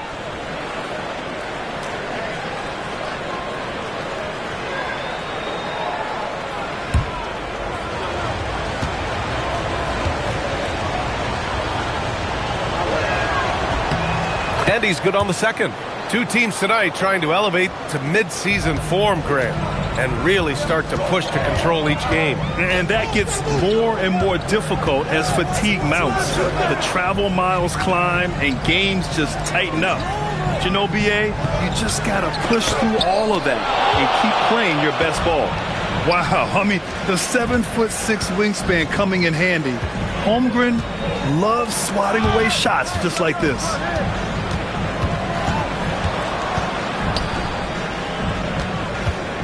Down to 5 on the shot clock. Tries it from the top of the key, and the shot falls short that time. The Warriors lead by 7. Here's Paxson. Still no points. The shot misses. Great D that time from Holmgren.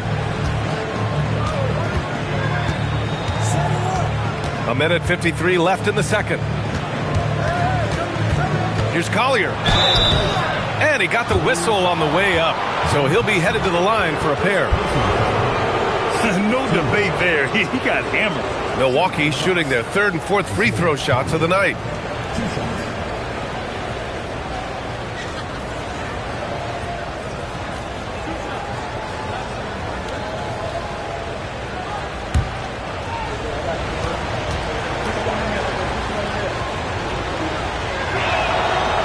Free throw, no good.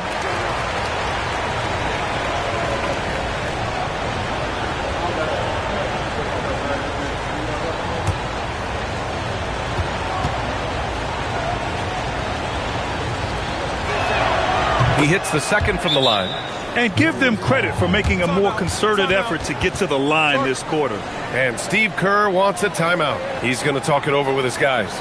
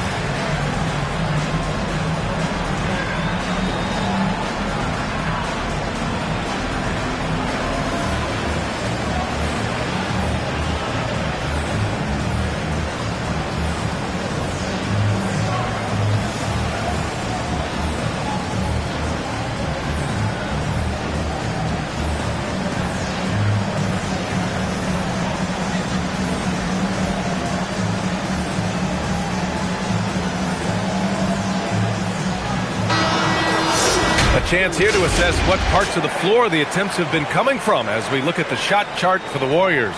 And they've mostly abandoned the corner three shot. But you can't blame them the way the defense has been closing them out down there. So they've had to find their points elsewhere on the floor. The Warriors lead by 6. There's a minute 40 left to play in the first half. Outside, Green. 6 on the shot clock. Paxson passes to Green. Misses the 3.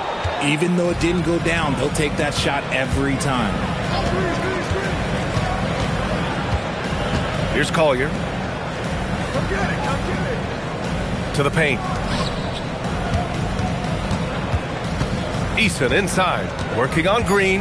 The Bucks need to get up a shot here. Here's Abaji. Milwaukee, no good that time either. The Warriors have gotten only 2 of 8 field goals to go in the second. Sabonis against Holmgren. Pass to Ellis to stop the drought. And again, no good by Golden State. If they play this right, they can go 2 for 1. Yeah, they really have to work the clock right now. Here's Holmgren. It's rebounded by Sabonis. Sabonis has got 4 rebounds now. To the left wing.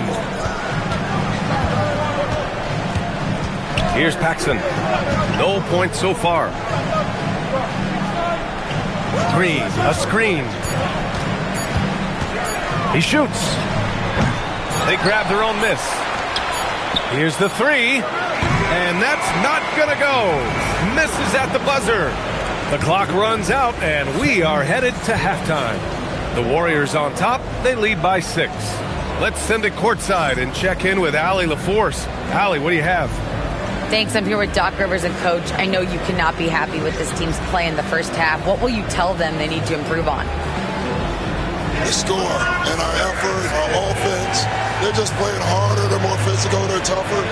Honestly, we're very lucky right now. Lots to improve on in the second half. Thanks, Coach. Thanks, Allie. After the break, we'll see you right back here to begin quarter number 3.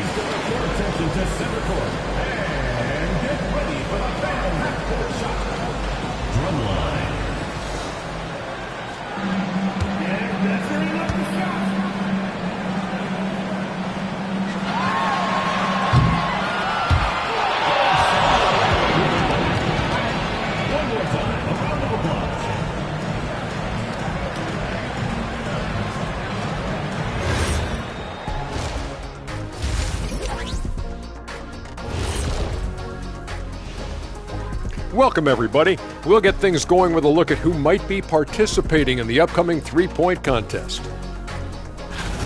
And this is totally off topic, but how did you guys feel about games on back-to-back nights? I didn't mind back-to-back games, but what I really liked were back-to-back titles. Yeah, I know a little something about that too, Shaq. I know it's pretty sweet. Well, it sure is nice to see you guys agreeing about something for a change. Turning back now to our game, lots of positives in that first half for the Golden State Warriors. They're riding the wave of enthusiasm in this arena. Yeah, getting that boost of adrenaline. They're giving this crowd a show and trying to bring home the W.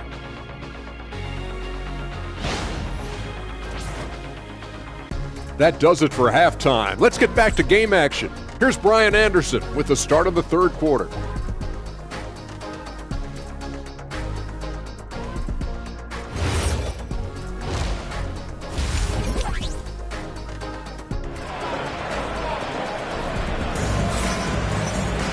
And after a fairly even first couple of quarters, this second half could turn out to be a great one as both teams trying to gain an edge. The Warriors lead by 6. And on the floor for Doc Rivers as we get into the second half. They've got Collier. Tari Eason is out there with Holmgren. Then it's OG Anunoby. And it's Abaji in at the 2. Now here's Sabonis. Yet to see a basket. Pass to Paxson. Fader on the way. Sabonis' shot is off. Bucks trail by 6. Here's Collier. Here's Holmgren. He's guarded by Sabonis. Holmgren against Sabonis. 13 feet out. That one's wide left. Now the Warriors with it. Outside Tatum. Pass to Paxson. Tatum against Anunoby. Picked by Sabonis. There's Tatum with the three. It's Milwaukee with a rebound. They need something good to happen here. Yeah, they've gone way too long without a score. And here's Eason. Green covering. Eason against Green. Pass to Collier. It's stolen by Green. To the middle. Oh, Tatum taking flight. And that's what happens when you don't take care of the ball. Hey, that makes the turnover hurt even more. We know mistakes lead to breaks. That's just textbook right there.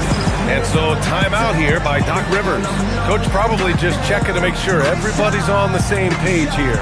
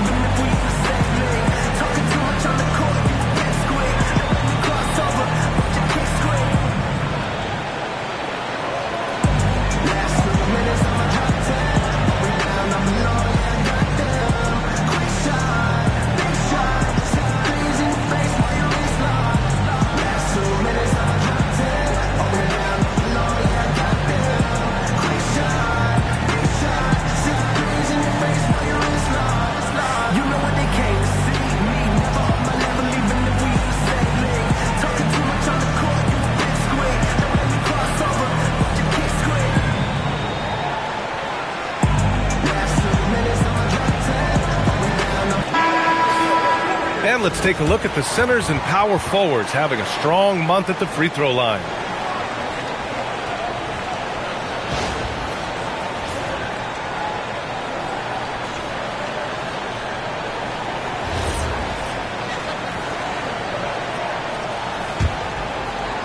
Bucks trail by 8.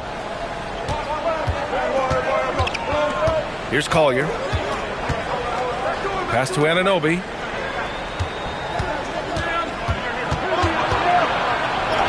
And the layup falls. Yeah, Anunoby doing his work deep in the paint. He's got so many moves to beat you. Sabonis outside. Green, a screen. Sabonis, the pass to Green. Draymond! Oh, such a force inside. Just a textbook lead pass right there, putting it right where it needed to be. Pass to Collier.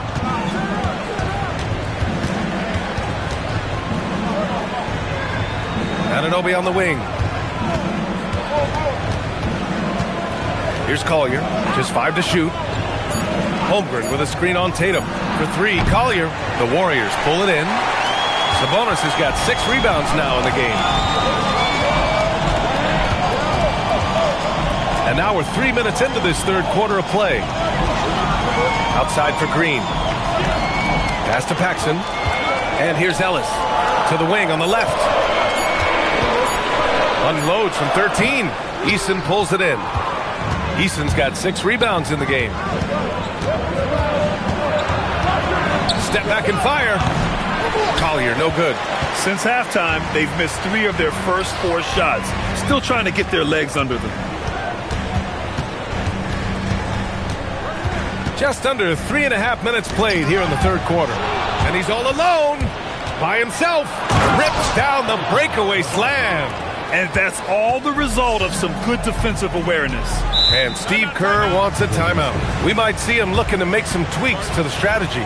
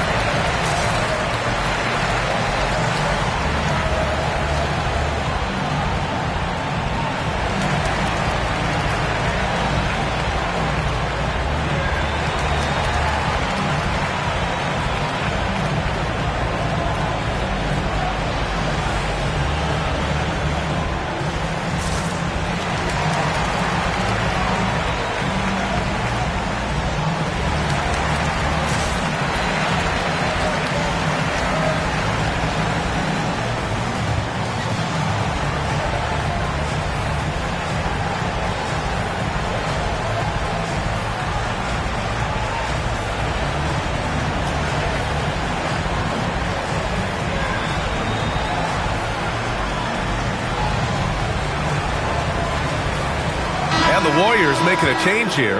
Brooks is checked in. And Milwaukee with a change here, too. Sohan's checked in for Holmgren.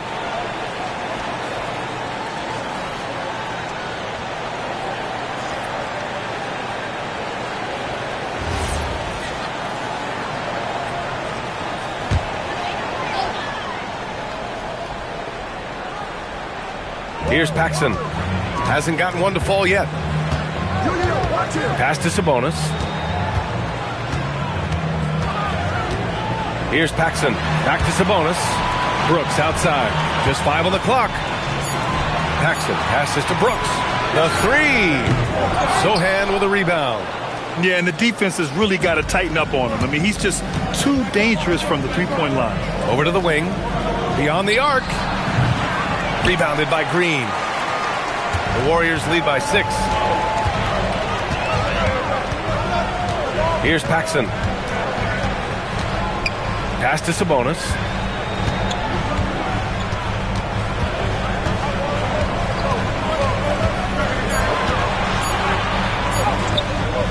Another shot. It's Milwaukee with a rebound.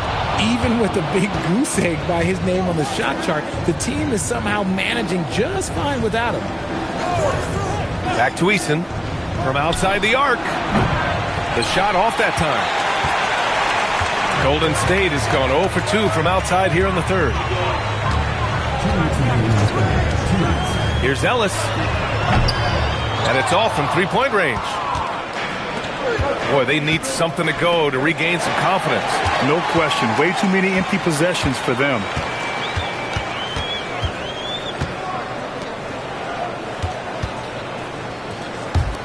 Brooks outside. Back to Ellis. The three is up. It's hauled in by Collier. And let's be honest, they're winning in spite of his atrocious shooting performance. Pass to Eason. Fires the three. And there's the call on Jeremy Sohan. That's his first foul of the game. Both teams deciding to change it up.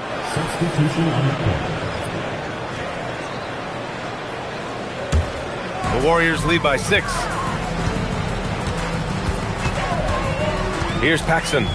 No made baskets yet. To the inside. And it's out of bounds. They say it was last touched by Collier. And now a look back at last year's top shooting teams in the NBA. The 4th spot held by Milwaukee. They were so consistent with their shooting. Maybe not lights out, but they played smart and didn't let good looks go to waste. So Milwaukee going with almost an entirely new group here. Chet Holmgren, he's checked in for Post. Williams comes in for Anunoby. Brissett's checked in for Abaji. Furphy comes in for Collier.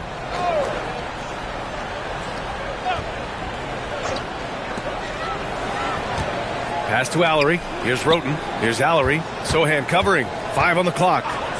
There's Tatum with the three. The rebound by Brissett.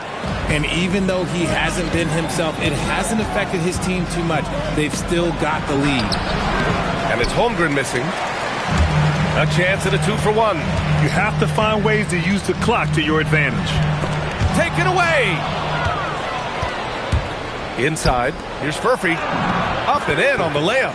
The defense couldn't collapse quickly enough. Here's Roten. 29 seconds left in the third.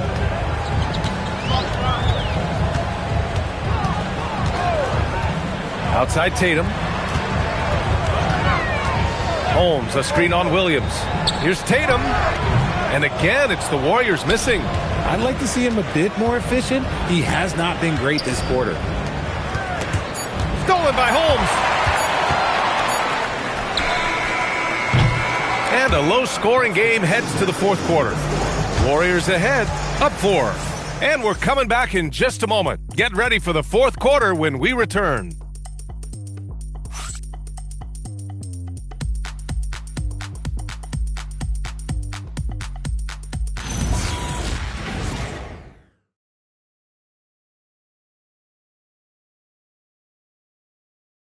All right, let's take a look at our assist of the game presented by State Farm.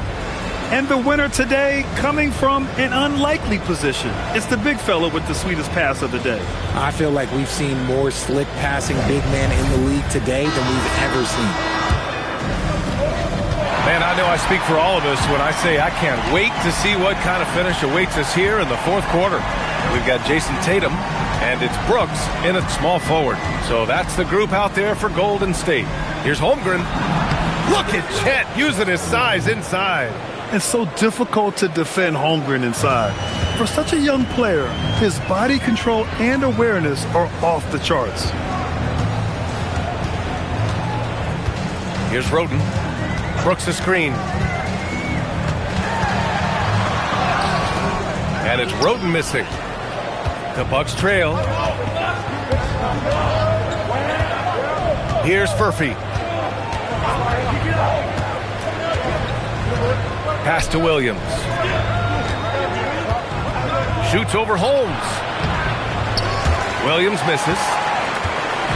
And Tatum's got the ball here for Golden State. Here's Roden. Here's Allery. Right side Tatum. Right wing. And there's the drive. Shot's good by Roden. Good passing to set that up. Teamwork on display. Trying to find a spark here. Yes, indeed. A rough stretch offensively. They could really use a basket. Williams misses. Oh, man, he can't get anything to fall. You can feel his frustration.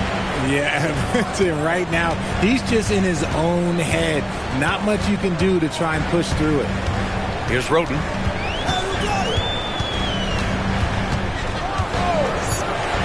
Brooks outside. The three. The rebound by the Bucks. Sometimes it's just not your night. Fortunately, his teammates have picked up the slack. Here's Furphy. Back to Brissett. Pass to Furphy. From deep, Holmgren. And Allery pulls it down. Let's just say his subpar shooting is just one reason why they are trailing in this ball game. And it's Brooks missing. And just terrible defense. I don't know how he missed that shot. Out to the right wing. Now Holmgren. Defended by Holmes. Fades back. And another miss by Milwaukee. Is still looking for his first bucket. You can't put all their struggles on him tonight, but he's been brutal. Here's Roden.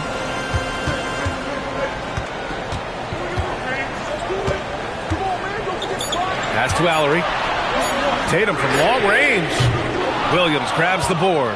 Got to find easier shots when you're already struggling. That's not going to get it. Denied by Tatum.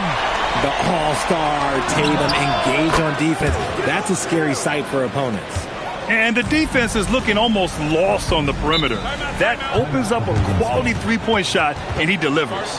Big three right there, especially at this point in the game.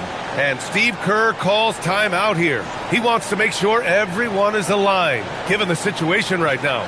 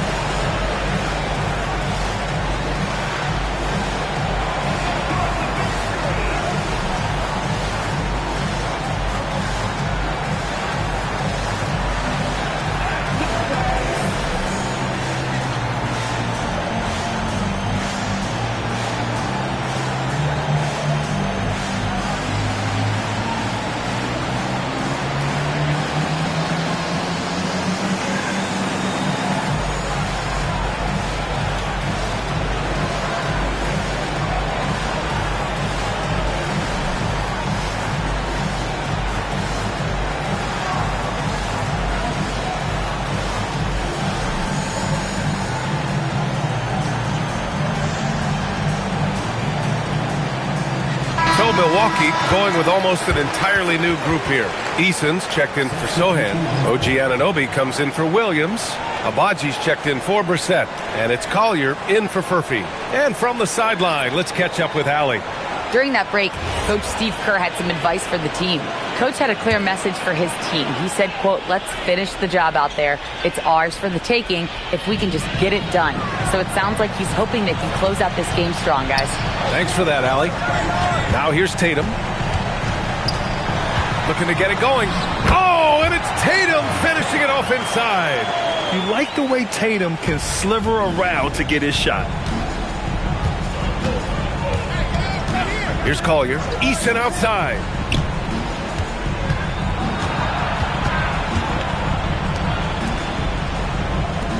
Here's Abaji. To tie it up. Shot's no good. The battle of the boards has been something to watch. Outside Tatum. Holmgren there for the rebound. The Bucks trail by 3. Here's Collier. Right side, Anunoby. Eason. Ooh, he can't tie it up. That one's no good. Golden State has gone 0 for 3 here in the 4th. There's a minute 59 left in the 4th. Anunoby against Sabonis. Yes, sir! That one's good! Here's Collier.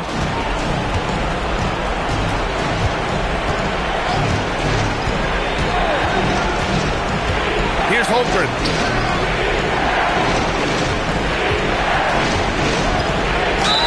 And that's a veteran move from the young fella, as Holmgren draws contact on that shot.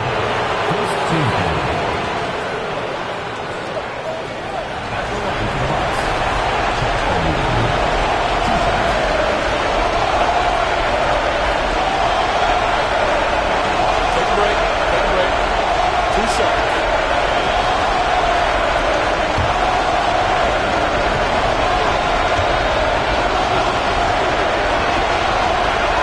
He gets the first, and that shrinks the margin to just 4. And we talk about the things that made Chet Holmgren an elite prospect. Mental toughness is near the top of the list.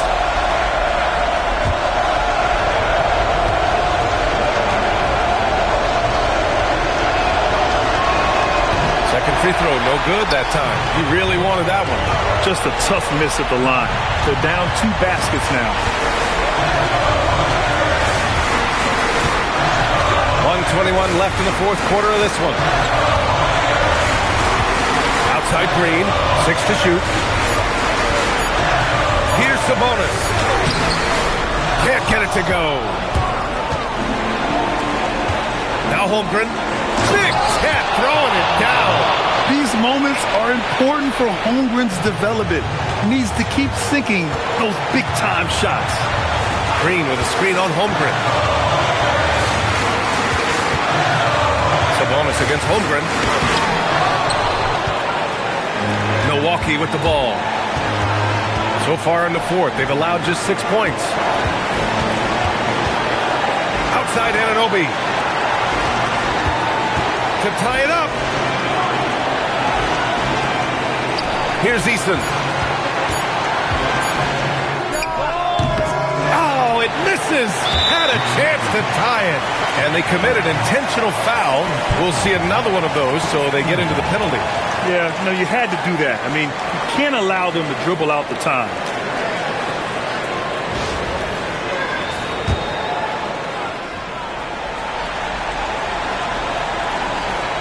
Oh, lots of drama in this game so far. I'll tell you what, I wouldn't be surprised if it comes down to the final buzzer.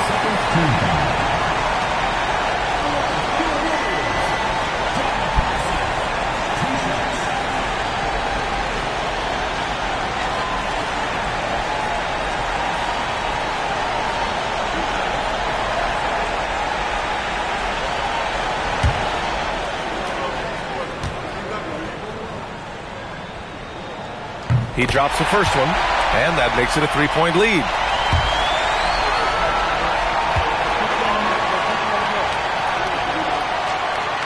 And so both free throws good. And it's a 4-point ball game. Gets them to fall, and those are huge free throws. It's now a 2-possession game. Timeout called. Milwaukee. 20 seconds left in the fourth quarter. What do you think is going to be their best move at this point? And they're going to have to work fast coming out of the timeout. Yeah, no time to waste. They basically have to execute things perfectly from here on out.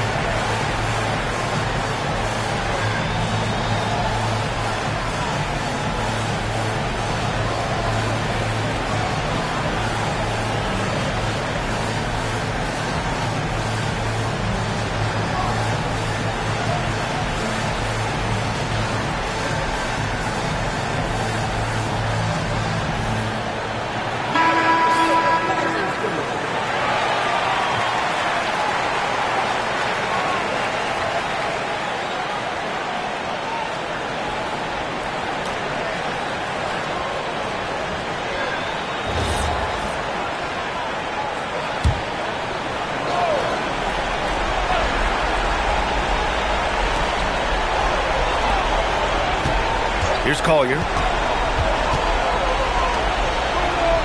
Holmgren, right side. Fires the three. Oh, Green rips down the board. And there's the intentional foul. No choice but to stop the clock here.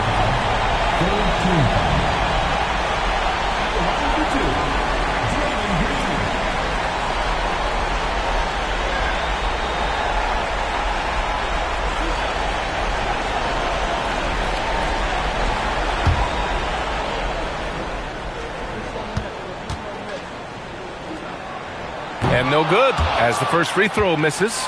We'll see if he can hit the second.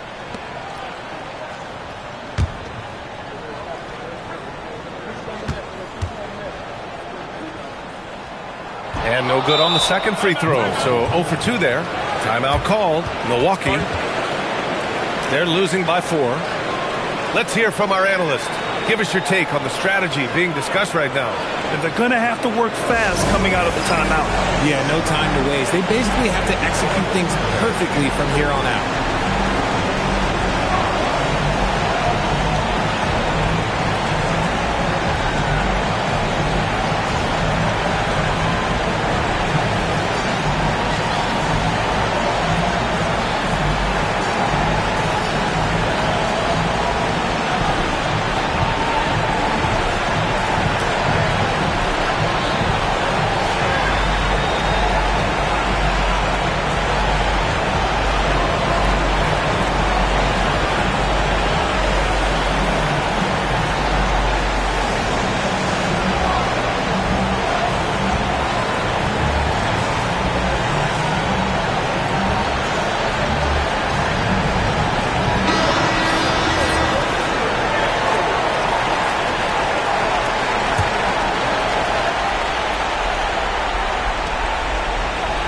Easton outside from deep three-point range. Oh, he can't hit it. And so it's the Warriors who come out on top here. This one was in the balance right until the final seconds. NBA, they show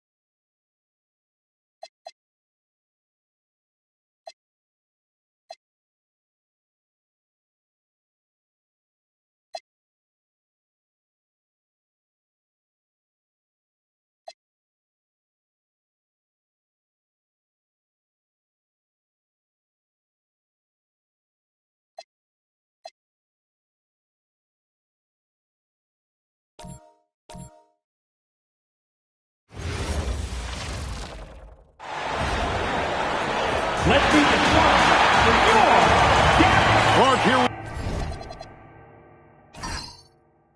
in the heart of the season, and some teams are really hitting their stride. Yeah, I agree with you. I mean, some teams, especially the really good teams, start to separate themselves from the others. You can see that happening. And I think you actually can begin to project which teams will be real championship contenders by the time we get to this point in the season. And a look at the starters for the Hornets. Jared Allen is out there with Jared Sullinger.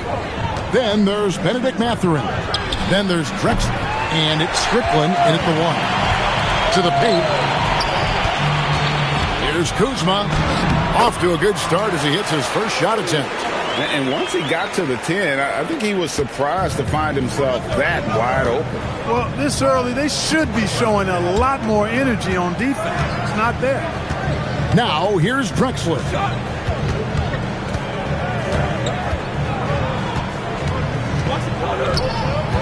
Just 5 to shoot. And that one is off. Kuzma with the defensive effort. Pass to White. And he makes that one. Well, White has that floater. He doesn't need to get all the way to the rim to be effective. Here's Strickland. White covering. Here's Drexler. Tried to bank it in, but he missed it. For Dallas, they've gone 2 of 3 here to start out the game. You know, so much turmoil for the Mavericks last season, GA. Despite that, they were a win away from making the playoffs. Yeah, they battled valiantly. But to go from the 2024 NBA Finals to the lottery, obviously disappointing. They're looking to make amends this season. Tell you what, guys, he seems to improve with every game. I mean, Kuzma continues to hone his catch-and-shoot game. Pass to Mathurin. And they wasted no time getting those 3 points back. And an eye for an eye. Both teams working to stretch the floor. Nothing like answering back. One team gets 3, you fire 3 of your own. Boom. Reddish's shot is good. You know, you're going to have success when you can start out shooting 80% from the game. So early offensively, they've been great. That's the way you like to start. Here's Strickland. Outside, Drexler. Here's Sullinger. Oh, that's blocked. Sharp defensive instincts from the rookie. Sorry, using those long arms to knock that one away. A sensational block that definitely deserves another look. And making a statement right away, letting them know they won't get any easy ones when he's around.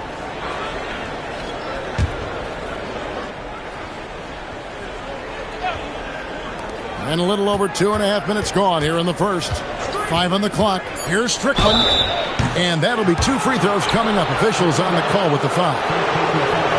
Over the last 2 decades, Kemba Walker has been one of the few bright spots, Clark, for Charlotte basketball. Yeah, you look back at his time there, he led the Hornets to their last 2 playoff appearances, Kevin. He retired as their all-time leading scorer, and now they're thrilled to have Kemba Walker back as a player enhancement coach.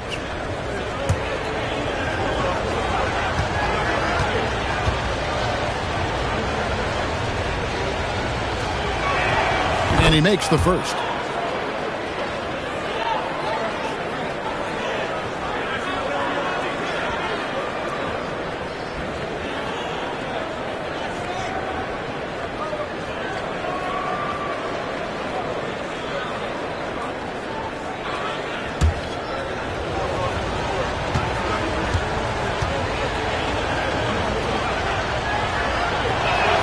Both good from the line that time. And the Hornets' playoff drought continuing. Greg, their last postseason appearance, 2016. Yeah, the rebuild grinds on, and last season, their worst record in over a decade. They're hoping these new additions can help. Well, he is looking confident. Love how they're using him so far. And you know what? They're going to keep using him. I mean, he'll be the centerpiece of their offense today. You can bank on that. Strickland passes to Drexler. Takes a 3. And the rebound goes to the Mavericks. They put up a nice win against the Bucks the last time out. Yeah, those road games are tricky, but they had a good strategy going in and stuck to what they do best. Yeah, you know, game balls all around in that one. A terrific team effort. They trusted in their system and executed well to get the win. And you can't help but pick their defense apart. They're completely in disarray. Well, everything's coming too easily. At some point defensively, you have to take something away. He's used to sharing the love. Exceptional timing on that pass. Dallas leading by 8. And White kicks to Reddish. Pass to Song. Outside, White. Lets it go with a 3. And it's Mathurin with the rebound. Hornets trail by 8. Now here's Sullinger. Here's Strickland. He's coming off a 10-point game against Indiana. It was never all about himself. He came away with a lot of assists in that game and just kind of kept everybody in the mix. Kuzma. Their play on both ends has been superb. We'll see if they can maintain the momentum. And, you know, nothing like getting an opponent on the ropes early. You love that if you're on that side of the scoreboard, and they are landing some haymakers now. And a timeout called by Charles Lee. Coach needs a moment to talk things over.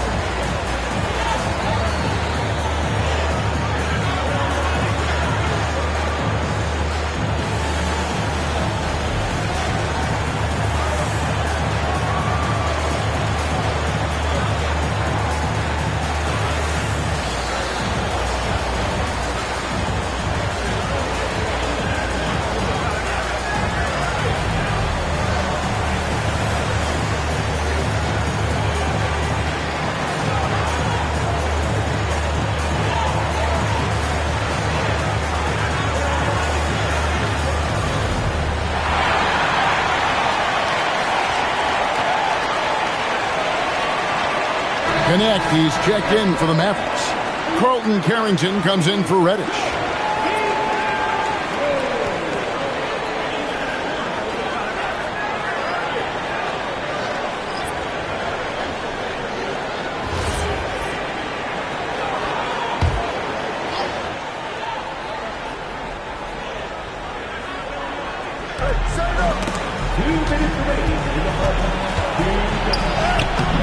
Good for the basket, starting off 1-for-1 with that shot. And look at how Lillard just stays flexible, ready to adjust around that contact inside. Outside, White. 1:39 left here in the first quarter. And connects, slams it in. Displaying intensity right off the opening tip, especially on the offensive end. Tell you what, forget about easing into the game. They came out with guns blazing. Here's Mathurin. Lexor with the bounce pass. And there's Lillard. That's good on the assist by Drexler. And let there be no doubt about Lillard's mentality. He'll feast on any opportunity the defense gives him. And it's sent back by Allen. And that's out of bounds. Dallas will retain possession. So both teams changing it up here.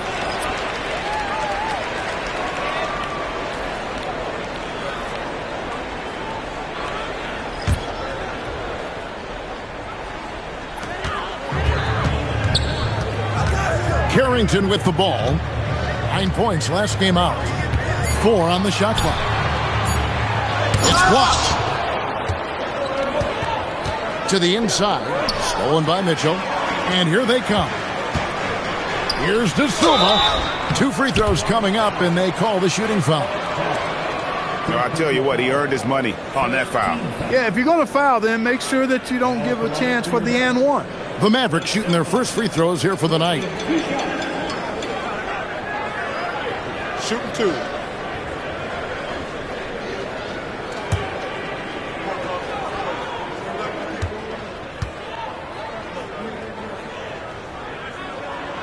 No good on that one.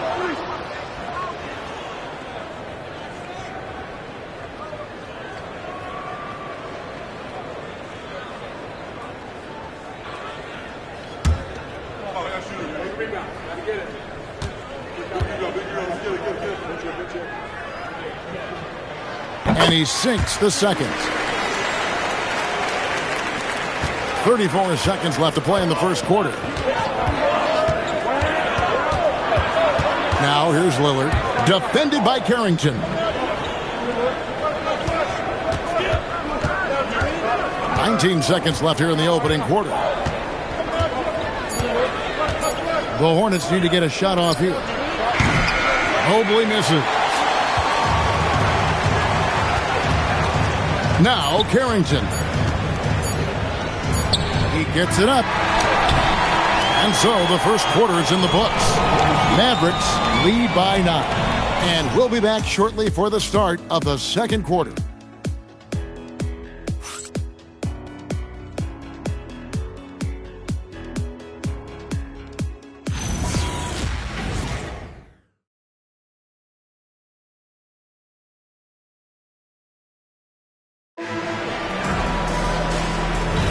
And if you're just tuning in, we've got a wide margin on the scoreboard, but plenty of time left for a comeback.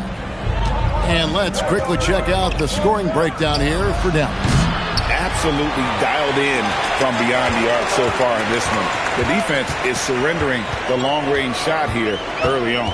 Something else they're doing well tonight, guys, lots of points in the paint. Something to continue to keep our eye on. On the court for Charlotte, Carr is out there with Sellers. Then it's Damian Lillard. Then there's Kevin Duckworth. And it's Mobley in at the shooting guard. Now, here's Lillard. Carr, no good. Here's Connect.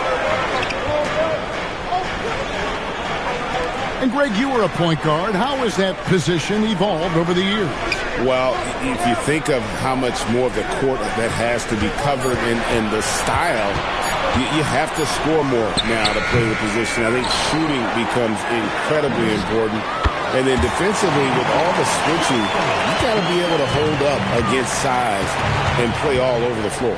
And it's the Hornets with the ball after the Mavericks pick up 3. Duckworth in the post, the layup off target. Dallas leading by 12. Mitchell with it. Lillard picks him up. Second quarter of basketball, just over a minute and a half played so far. And it goes down 2 points. And I wouldn't say he's pass first, but Lillard has really shown he can be a facilitator in this league. Right now, let's take a moment here to catch up with Allie LaForce on the sidelines. Well, Jason Tatum talked about his development since coming into the league, and he said earlier, I was playing the game just to play the game instead of thinking it. It's tough when you're younger. You just want everything to happen so fast, but it doesn't work like that. Guys, back to you. He has come a long way. Okay, thank you, Allie.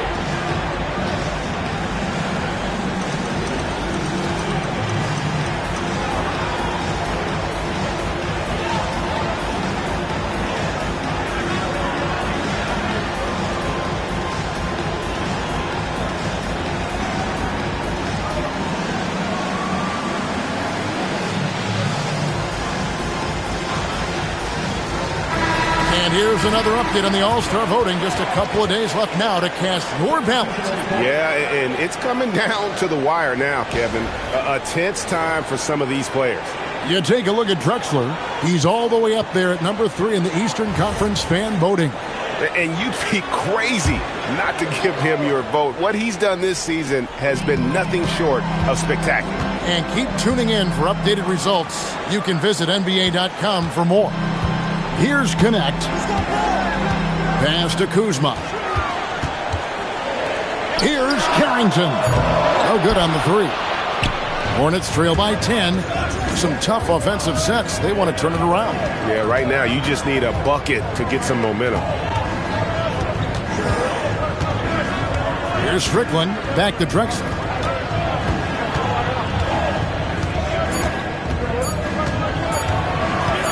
Over Reddish. It's rebounded by Dallas.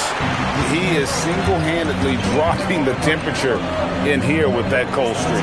And he's got to find other ways to contribute then, because his shot making is not happening right now. Kuzma can't get it to go. The Hornets have gotten off to a rough start here in the second quarter, going just 1 for 5. Here's the three. Mobley misses. And even with good coverage defensively that time, he has confidence to drill the three. And it's Drexler with the ball for Charlotte. In the second quarter, they've given up just 3 points. Pass to Duckworth.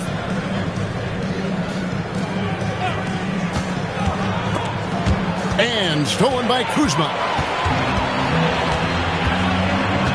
Here's Carrington. Now connect. Here's Kuzma. Misses and the dry spell continues. Hornets trail by 10. Pass to Sullinger. Here's Duckworth. He gets it to fall. That makes it just a single-digit lead. Duckworth's got 4 points in the quarter. And so now a timeout called by Jason Kidd. He's ready to talk things through with them.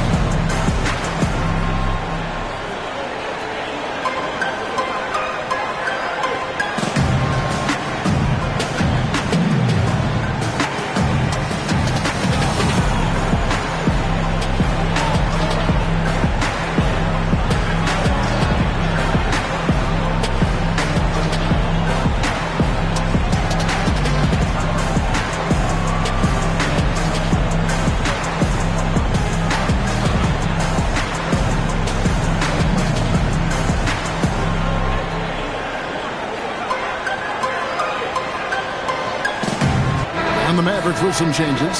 Stars checked in for Dalton Connect. And it's Kobe White in for Carlton Carrington. The Hornets also changing it up. Allen comes in for Duckworth. And it's Benedict Mathurin in for Mobley.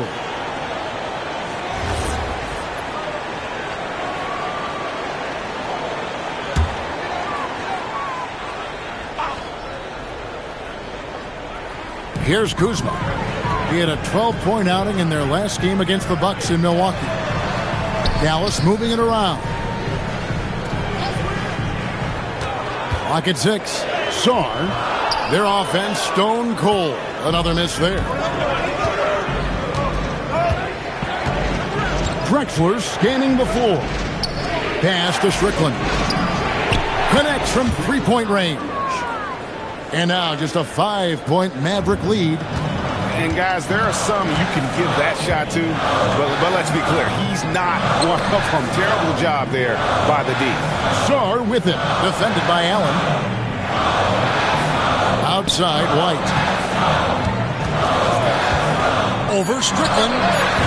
Again, the miss by the Mavericks. Hornets trail by 5. Allen, a screen on White. Locked up there for Allen. Sullinger outside. Drexler at the elbow. And it's White with the rebound. Oof, this has been brutal. I mean, he still hasn't made a single shot. No wonder they're struggling. That bucket in no time at all. Reddish has got his third basket of the night right there. So for the Hornets, their last game, a win against Indiana. Pass to Drexler. 1:22 left in the first half of the game.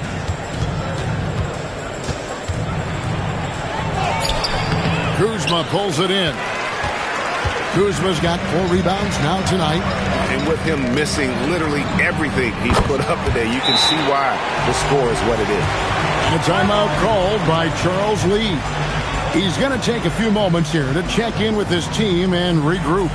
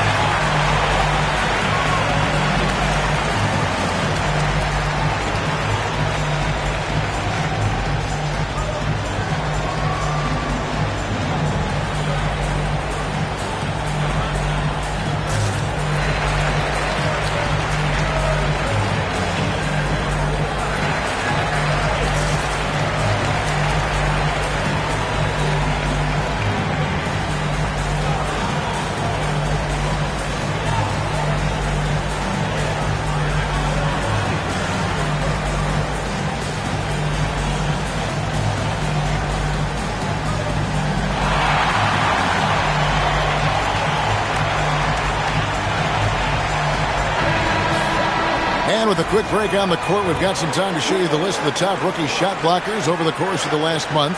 Alex Sarr, third. He's been a factor on the inside. An impressive stretch for him defensively. Well, he's been slapping shots out of there all last month. I mean, he's building a reputation as a guy you don't want to challenge inside. His arrow is definitely pointing north. Here's Strickland. He's got 5. Kicks it out to Allen. On the wing, Mathurin. Pass to Drexler.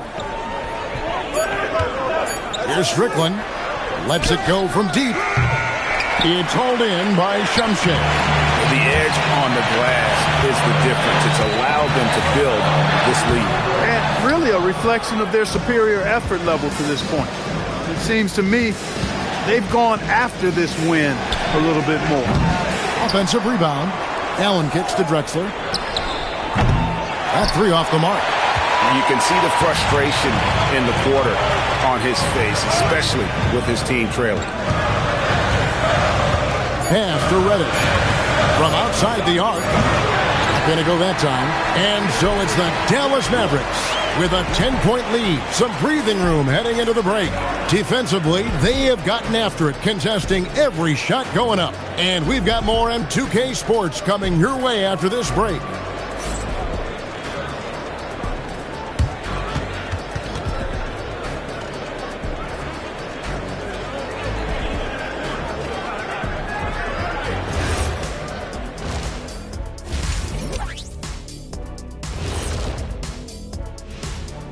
And hello, everybody. What an amazing first half performance it's been for the Dallas Mavericks.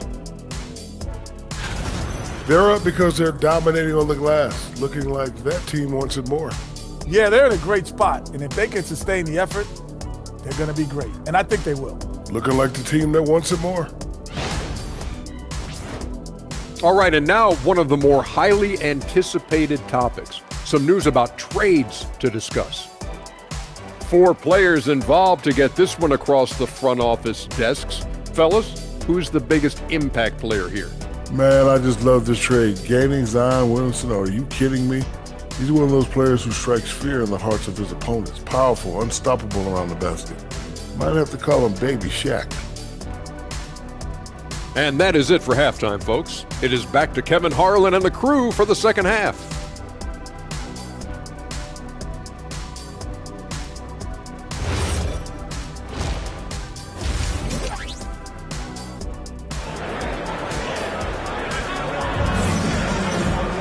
And if you're just joining us in this one, first half is in the books, 1 half to go. As you're going to like what Cam Reddish has done in this game so far. Yeah, he's just been raining down on them from deep here. Talk about dialed in. Well, you know, the stroke looks fantastic. Even when he's had a hand in his face, it hasn't affected him at all. Hornets trail by 10. They've got Cameron Reddish. He's out there with White. Kyle Kuzma is out there with Song.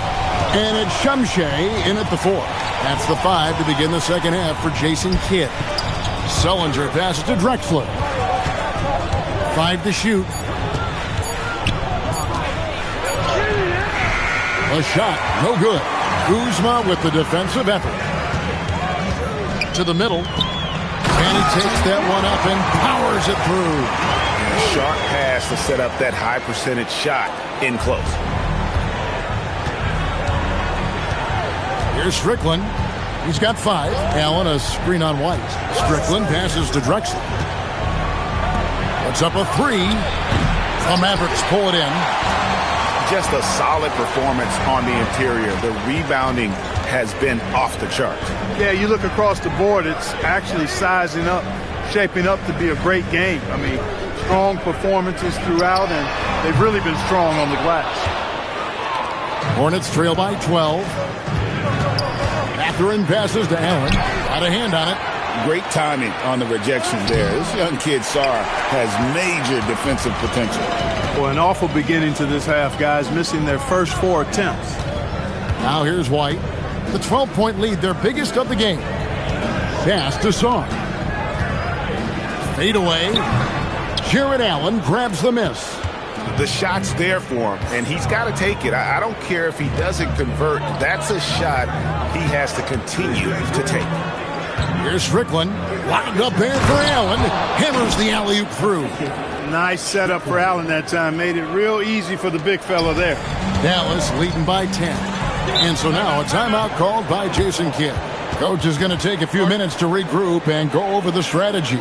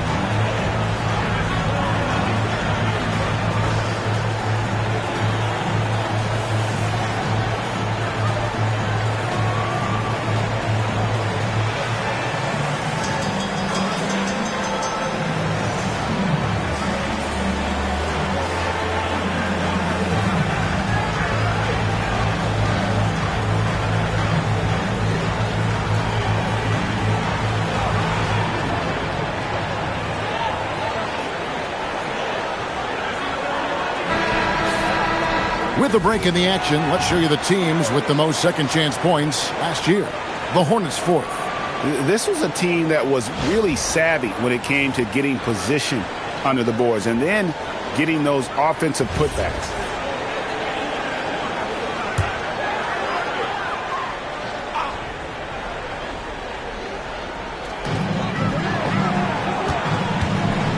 Sarr against Allen. Some nice passing here by Dallas. Kuzma with the screen for Reddish. Gets the three-pointer to fall. Reddish has got 12.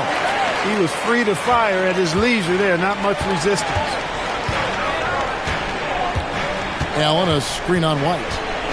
Strickland passes to Drexler. The 3. The Mavericks pull it in. Sarr's got his 4th rebound in this one.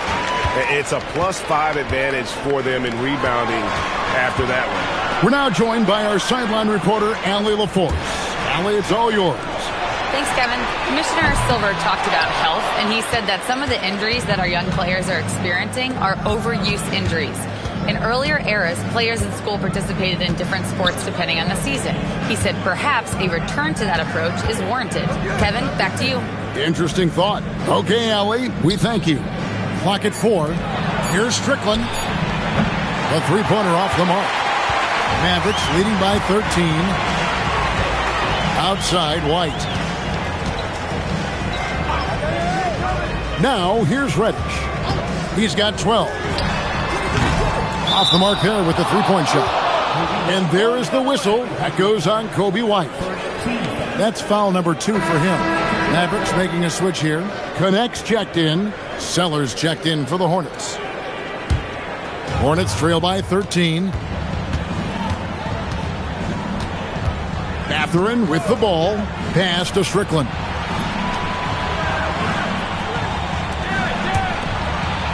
Here's Sellers. He's guarded by Connect. Sellers, no good. Dallas has gotten the three-point bug tonight. They've taken 15 shots outside the arc. 6 of 15. Well, White has quickly developed great floor vision. Doesn't miss the wide-open man. Outside Mathurin. Here's Strickland. And the Hornets miss again. And he's been way off the mark this quarter. It's been ugly. Reddish dishes to White. Pass to Song.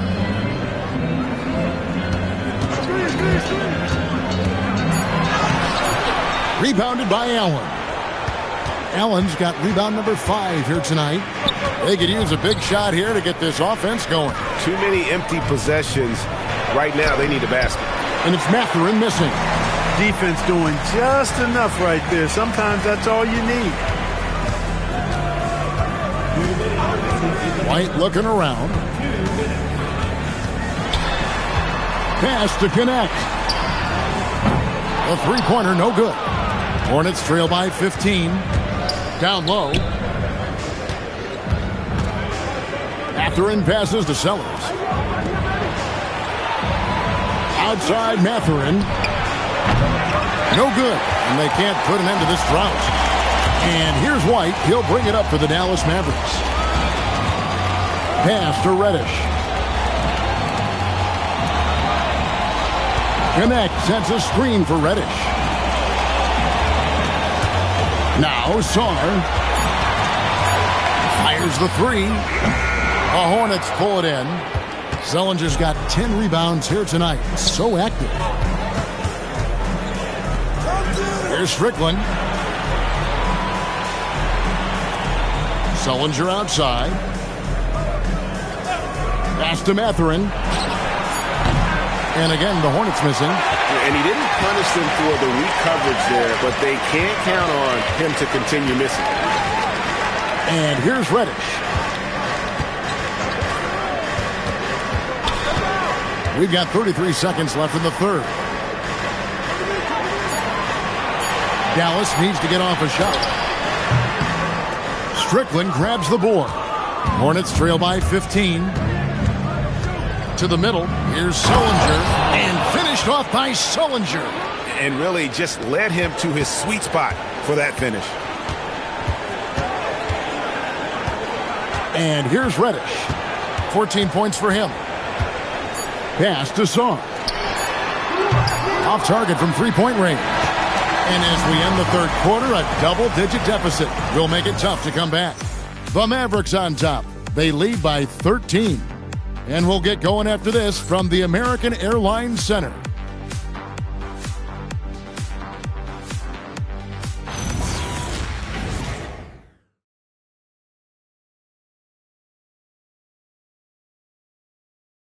And while we can now, let's take a look at today's State Farm assist of the game. Yeah, and I like the fact we get to see this pass one more time. A magnificent feed, and you love to see your off guard taking over the playmaking duties with this much skill.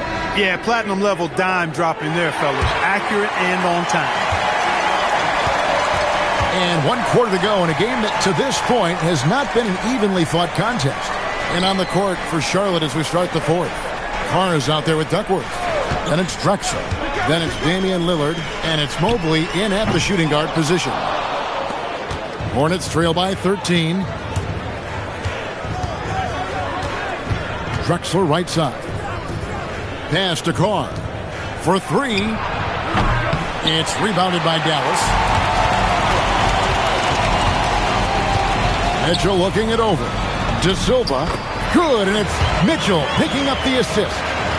And the Mavericks lead by 15. The Hornets shooting around 24%. Not a good showing here. Mobley right side. Pass to Drexler. Shoots over Connect. Drexler's shot is off. Dallas leading by 15. Now Mitchell. Covered by Mobley. Back to Mitchell.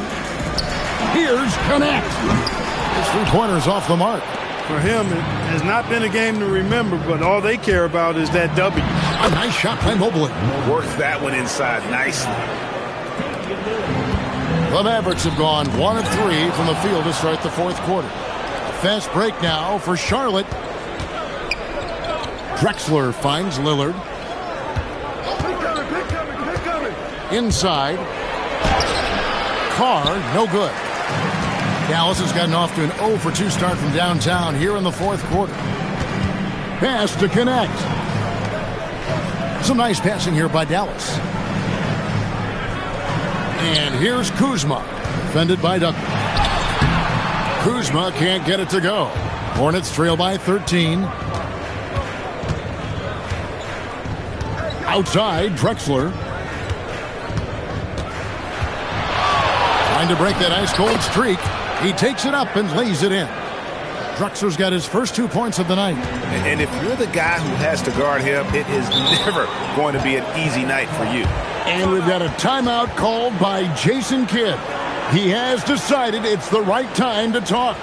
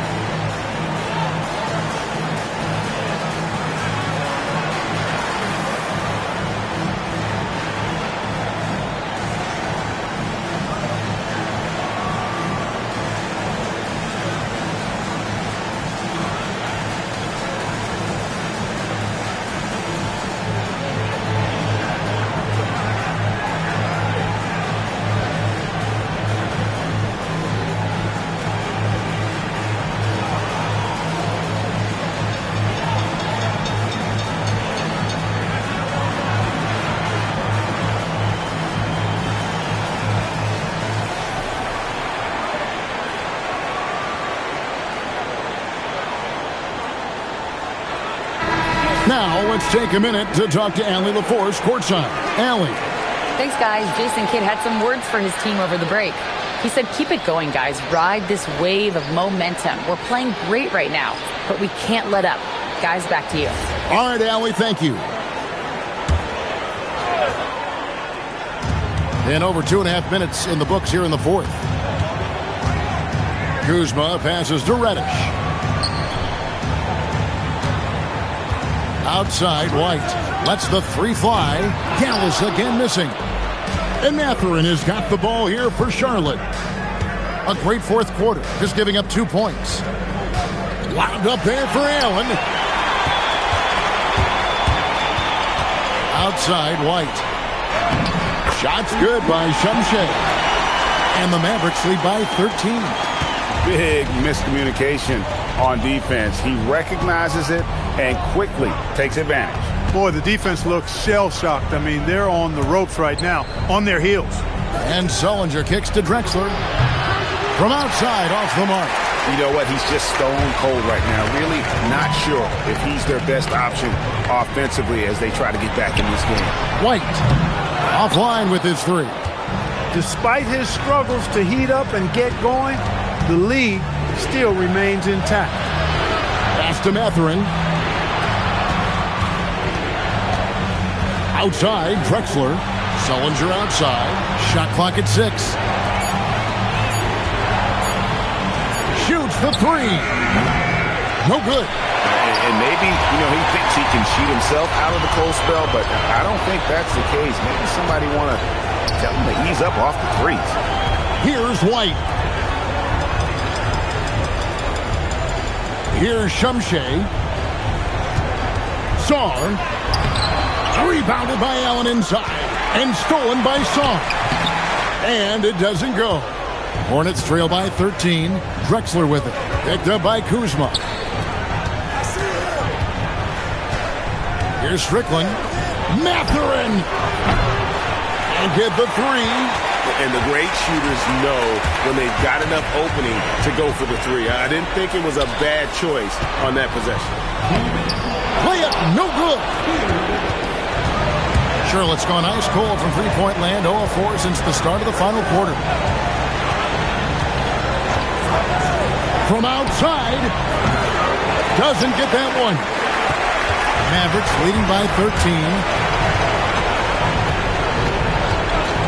Now, Reddish.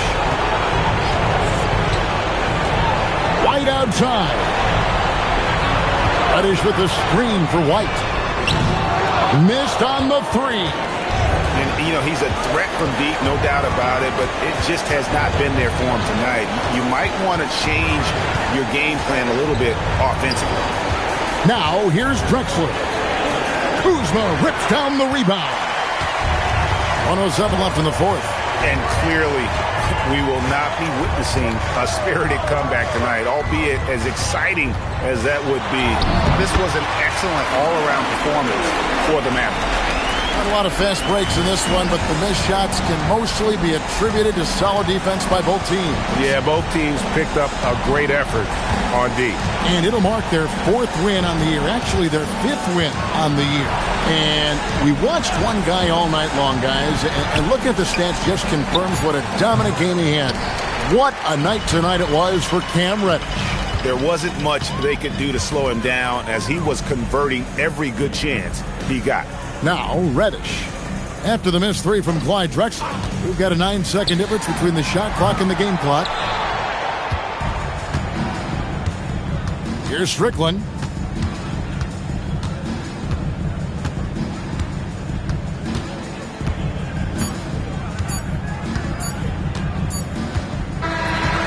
So no problem for Dallas as they get the win. A confident win and one where they clearly showed the greater effort. Yeah, I mean, it was a solid performance, particularly here at home. And I think they built off that edge of being here and play with just a little more confidence than their opponent. And that'll wrap it up, folks. Alongside Clark Kellogg, Greg Anthony, and Allie LaForce, I'm Kevin Harlan. And as always, we appreciate you joining us right here tonight on 2K. But as we go, let's take a look at our player of the game, Kyle Kuzma.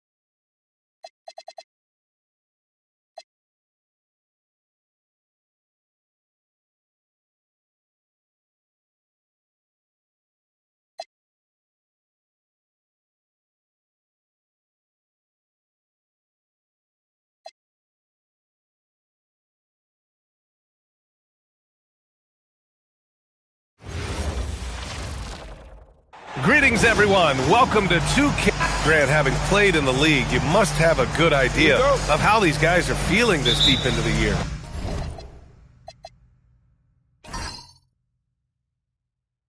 No, BA, it's hard to describe.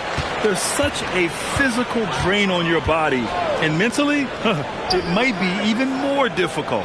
A look at the starting group here for Denver. Walker out there with Harper, and it's Allen in at the 2. LaFrentz, the pass to Williams, just 2 to shoot. Rebounded by Denver. They want to keep rolling here, following the win against Brooklyn. Oh my, talk about mental toughness. The crowd was roaring against them. They were able to focus and finish the task at hand. I thought what really stood out was how dominant they were on the offensive end. That was about as flawless as you could hope for. Wing shot on the way. Duren with a rebound.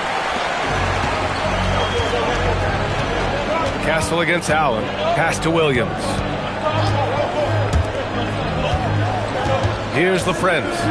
He had a 12-point outing in their last game against New York. To the paint. Here's Harper. Allen a screen. Jacks up a 3. Harper misses. To the inside. Castle banked it in off the glass. Yeah, this is where Castle likes to find his points. Closer in to the hoop. And Grant, David Adelman, a second-generation NBA head coach, grew up immersed in the game. Yeah, B.A., basketball was a family obsession. David, a ball boy for the Blazers in the 90s, went on to coaching, which he's done for decades. His whole life has led him to this. Marked it down low that time. Got hit with the 3-second call.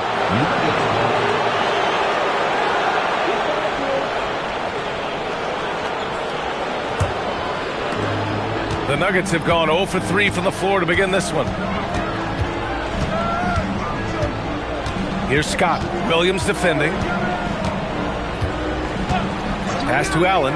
This one for 3. And it's LaFrentz with a rebound. Not an ideal start for them. Still looking for their first field goal after 4 misses. Here's Duren. Walker covering. Duren, the pass to Johnson. 6 on the shot clock.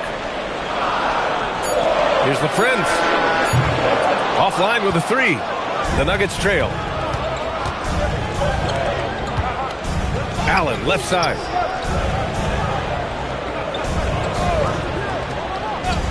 Pass to Harper.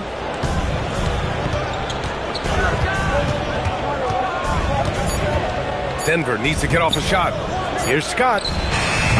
Boston pulls it in. Taking what the defense gives you, exactly the shot you want, just doesn't go in. Johnson finds Williams. Back to Johnson. Duren, the screen. To the middle. And the dunk by Duren. B.A., when he gets the rim in his sights, it's tough to stop. So aggressive and a determined finisher. Nice. And David Adelman wants a timeout. And we might see some changes. Coach potentially looking to adjust.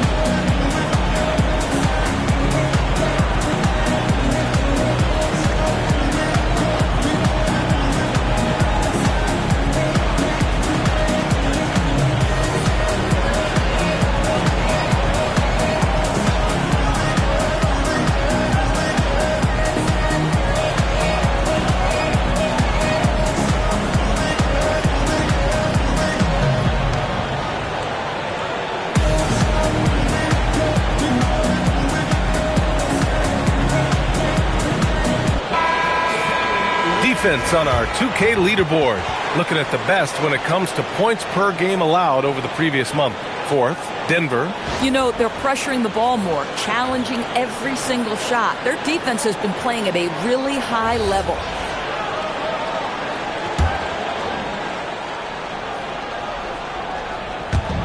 And first quarter, we're about 3.5 minutes in. Walker passes to Scott. Over Williams. Shot's good by Scott.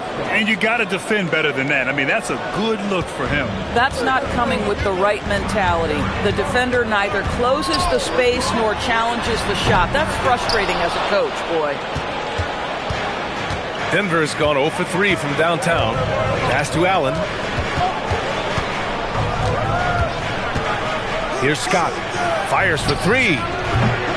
Offensive rebound. He didn't make them pay for that weak defense, but they just can't rely on him to miss those kind of shots. Williams passes to LaFrenz. Rebounded by Stepanovic. A playmaker who can also score in bunches. I'm talking about Derek White, Doris. I'm so glad you are, PA, because Derek White's big-time shot-making ability under duress of the shot clock. How many times does this guy get the ball with very little time on the clock, and he just stands calmly and delivers shot after shot? And the Celtics in possession here. Following that last three-pointer by Denver. Here's LaFrenz. Sinks that one after missing his first 2 attempts. Now 1 for 3. The Nuggets have gone only 2 of 6 from the field. Here's Harper. No points yet. Scott passes to Walker. Clock at 6. Stepanovic. There's the block. Anytime you put the ball up near Duran, there's a chance it ends up back in your face.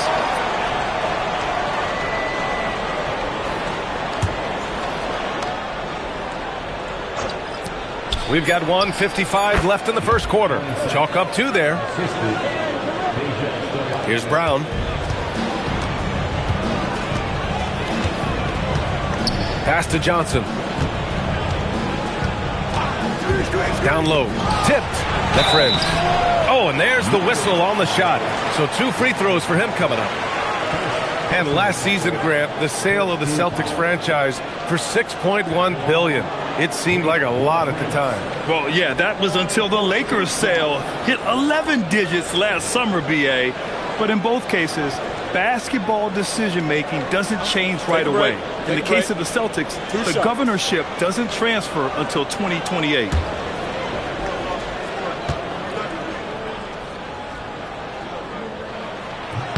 The first free throw is good.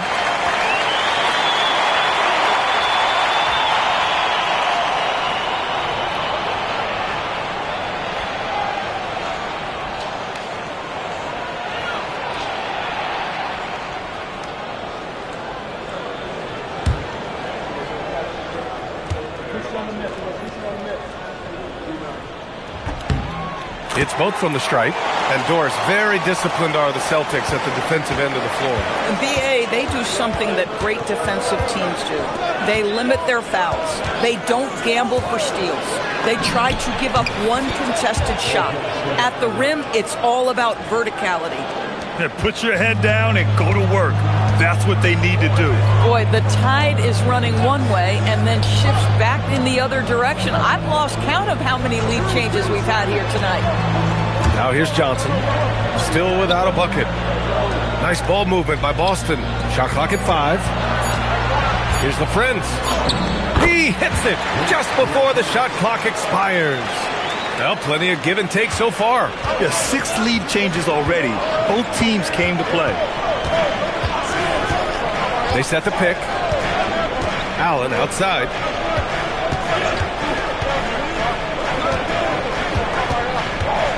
Pass to Hornacek. Here's Stepanovic, covered by Duran. Harper misses. And so it's Johnson with it. He brings it up for the Boston Celtics. Here's LaFrenz. To the inside. Hornacek with a rebound. Boy, he couldn't have asked for a better look. That's tough to take.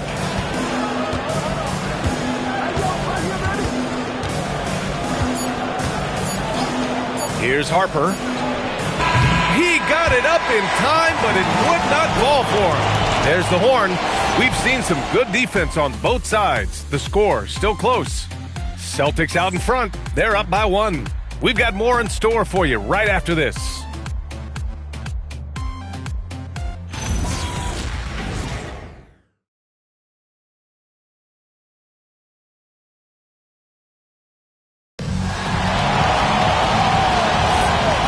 Good action in the books as we get back to a game that's been pretty close so far here. And for the Celtics here, guys, what jumps out to you stat-wise? It's simple. The main takeaway from the first quarter is they're winning this game with defense. I think across the board, a number of guys have done a great job guarding multiple positions. On the court right now for the Nuggets, Tony Bradley out there with Nicholas Claxton. And it's Stojakovic in at the small forward position. Denver shooting their first free throws of the game.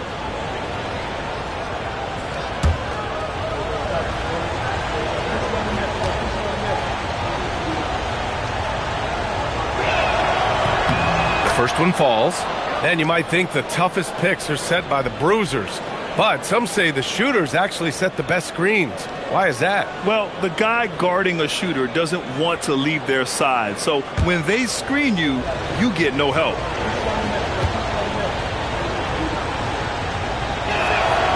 Hits one, then misses the second attempt from the line.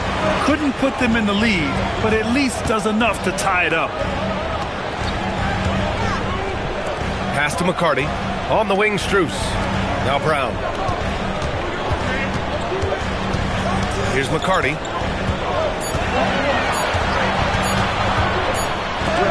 Oh, and Bradley with a block. Here's a look at what's coming up for Boston. On Thursday, they'll host the Toronto Raptors. And then Friday, they'll defend the home court against the San Antonio Spurs. And you know, for that matchup with the Thunder, that will be the 8th contest of the year for them. The season is young, but they are starting to sharpen up. Here's Hawkins.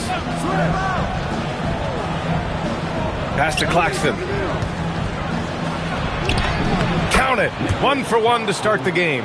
I love to see that. Claxton has a lean frame, but he pushes right through the contact. You love to see that kind of compete level. Here in the second quarter, a little over a minute of play. Here's McCarty from behind the arc. Stojakovic grabs the board. And he probably thought he was going to bury that one. Here's Hornacek. Fires from deep. Stojakovic, no good. Pass to Brown. Outside Strus from deep. Boston, no good that time either. Denver in the lead. Here's Hawkins. Here's Hornacek. And there's the call. It's going to be an illegal screen. The screener was leaning a bit right there. His feet may not have been planted. Pretty obvious call by the officials. You know, he's just leaning a little bit. You try to get away with it, but boy, the official all over it.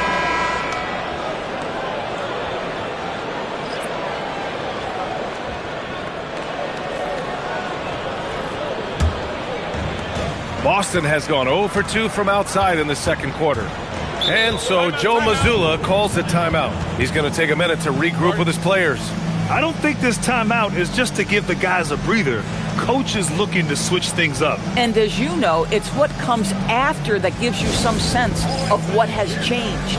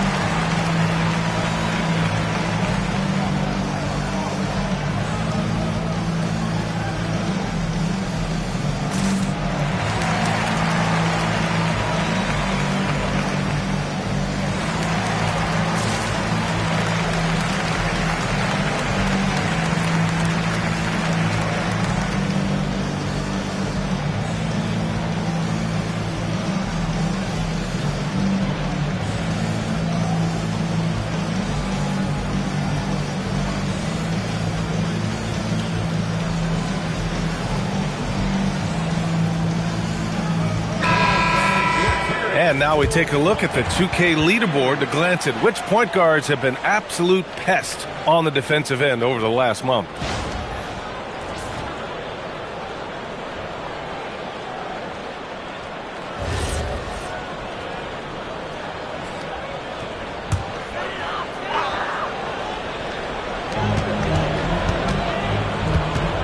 Two minutes now played in the second quarter.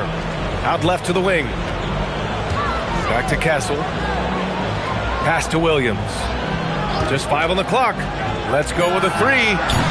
Rebounded by Denver. Now they've got the Bulls ahead of them next in Chicago. It'll be the 4th of 6 games for them away from home.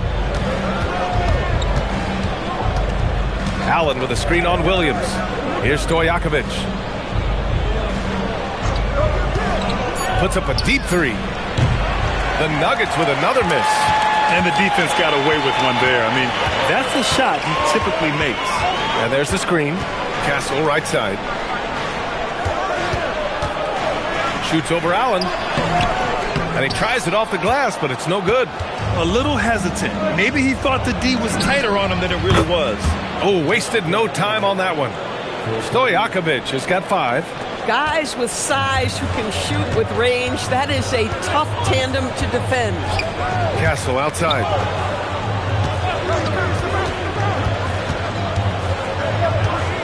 On the wing, Strus. Pass to McCarty. Nice ball movement by Boston. Boston needs to get off a shot here. Castle for 3. Claxton with a rebound. Denver leading by 5. Allen, the pass to Claxton. And he lays it up and in. Claxton's got 5 points in the quarter. If you look at a shot chart of Nick Claxton, it's going to be painted heavy right there. Castle outside.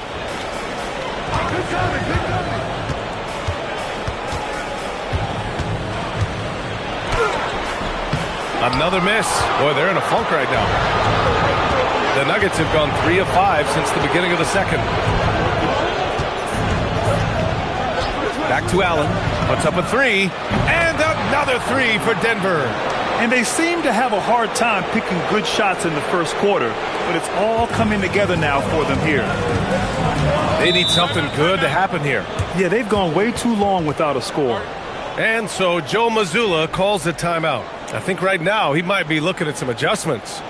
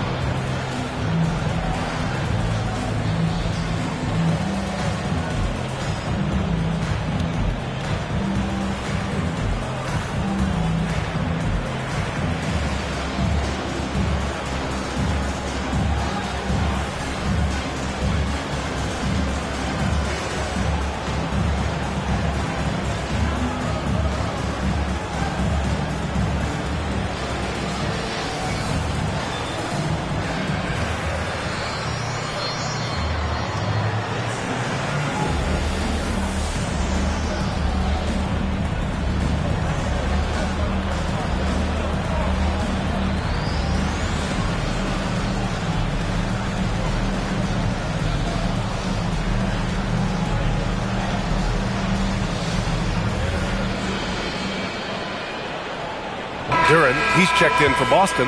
Johnson comes in for Strus.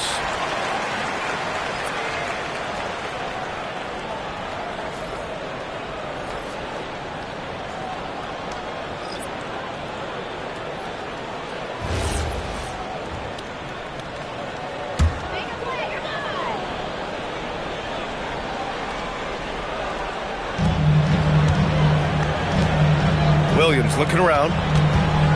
Johnson finds Williams. And here's Castle. LaFrentz, the pass to Duran.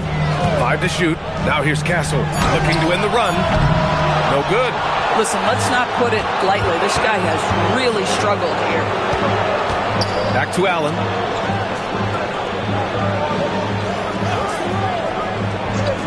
Pass to Scott. Launches it.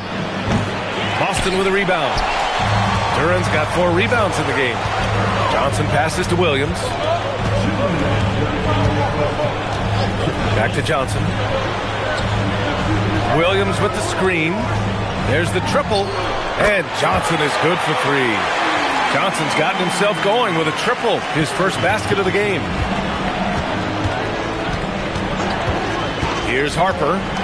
8 points in his last time out. For 3, Allen gets it to go. That makes him 2 for 3 in this game. When you let a team knock down that many threes, you know you're likely to be on the wrong side of a run. Outside, Williams. Tried to answer back, but that 3 is off the mark. Here's Harper, covered by Johnson. Walker, a screen on Johnson. Here's Harper, and it's Denver with another. Here's Williams. Still no points. Outside Johnson. Williams with the screen. Pass to Castle. Back to Johnson. Just 5 to shoot. Here's Williams. Rebounded by Stepanovic.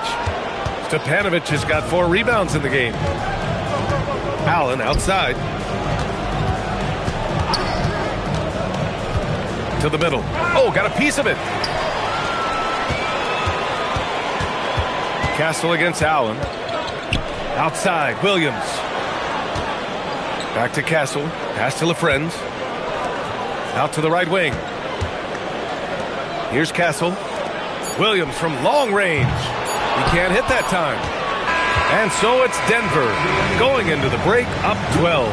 The hustle they've shown on defense has been tremendous. And more NBA action on 2K Sports coming your way right after this.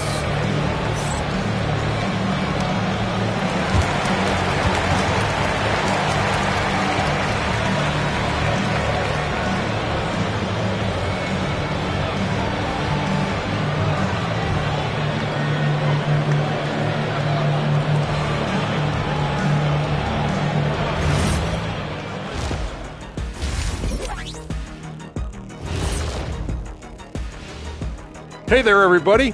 Shaq says hi. Kenny says hi, too. Yes, we are in the midst of the NBA season and a perfect time to see how things are coming together in the West. You know, right now for Denver, there are some high expectations coming into the season, and they can create a lot of pressure on a team. But they said we can handle it, and they're proving it. Yeah, they've got the character and the talent to be a top team in the league. And now, how about that first half? Talk about a dominating display for the Denver Nuggets. Their bench has impressed. You get a jolt of energy, all that offense. This is a well-rounded roster. Yeah, team chemistry, a big point of emphasis for this organization. That's it for us. Thanks for tuning in. Now let's send you over to Brian Anderson with the third period.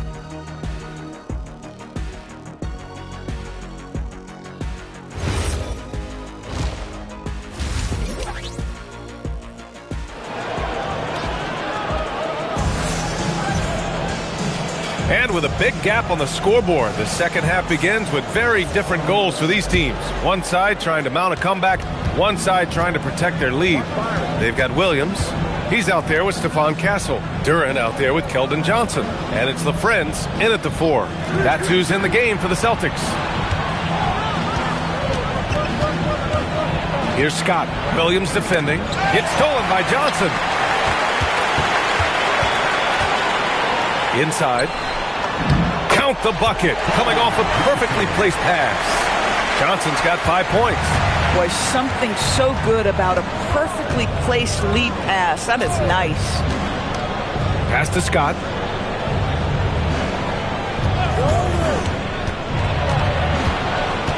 Now Walker.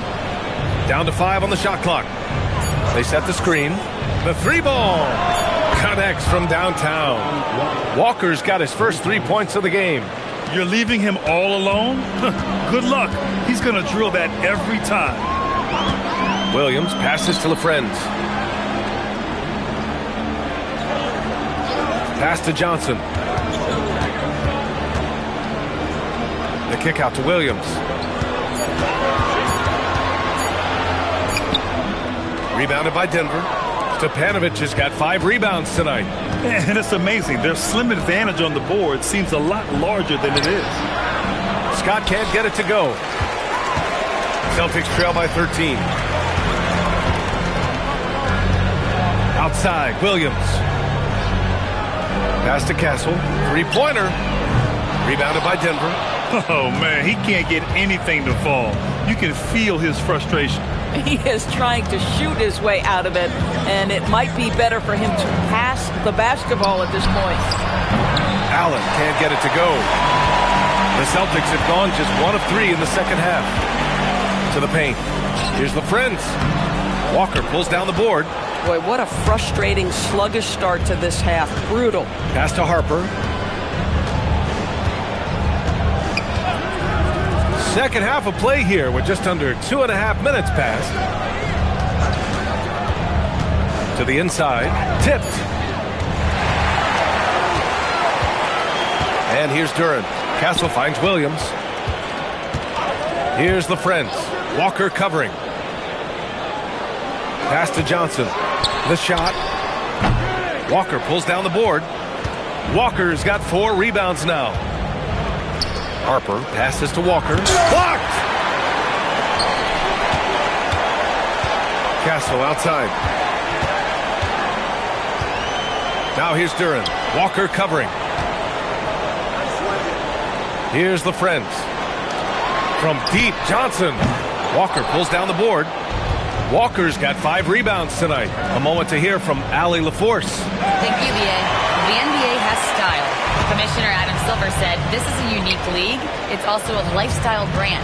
There's a strong association with music, fashion, culture, and also art. And the way to grow the sport is to appeal beyond those who are hardcore basketball fans. That's where our success has come. Back to you guys.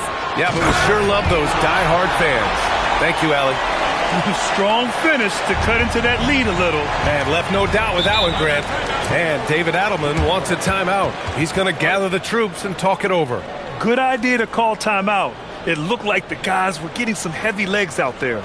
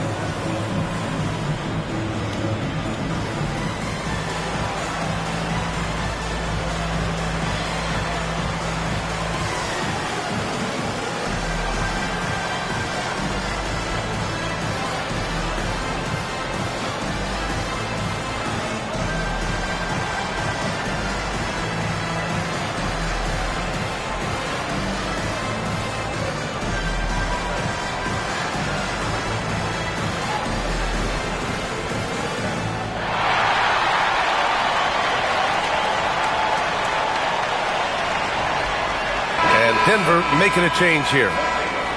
While we have a moment, let's check out the highest scoring teams in the league last season. The Nuggets third. And last year, I liked watching this team operate on the offensive end. The ball movement, the patience, the confidence. You love seeing all that come together.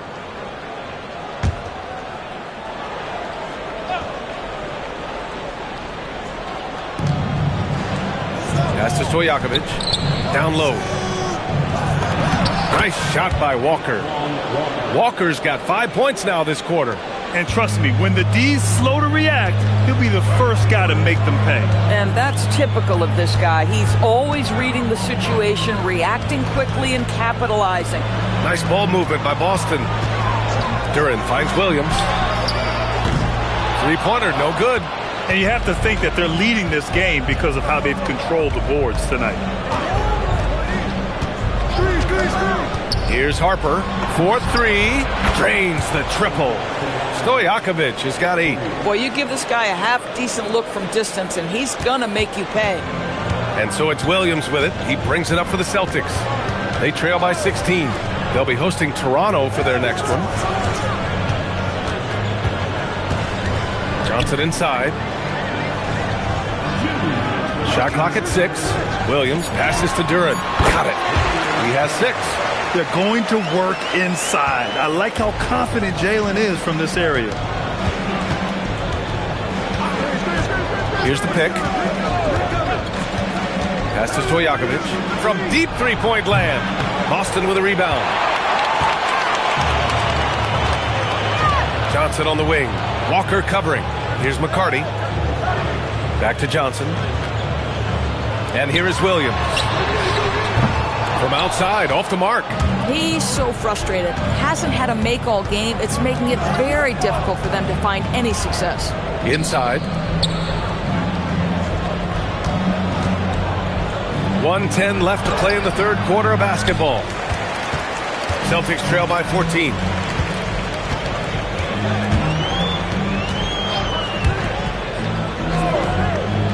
Here's McCarty. Pass to Johnson. Takes the 3. Nails it from beyond the arc. Johnson's got 5 points now this quarter. And you can see Johnson growing over time, accepting more responsibility in this offense. 41 seconds left to play in the third. The kick out to Walker. Gets an open look and hits it. Walker's got his third bucket of the night. And when it comes to the 3, they've been really dialed in here in the second half. Pass to McCarty.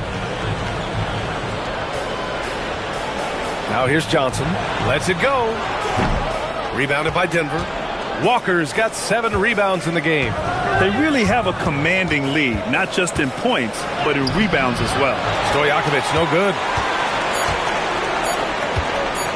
Fires from way outside. Oh, no good on the last second attempt there. And so it's Denver in command with a 13-point lead at the end of the quarter. A big difference in shooting percentages. That's why they lead. We'll be right back with you shortly.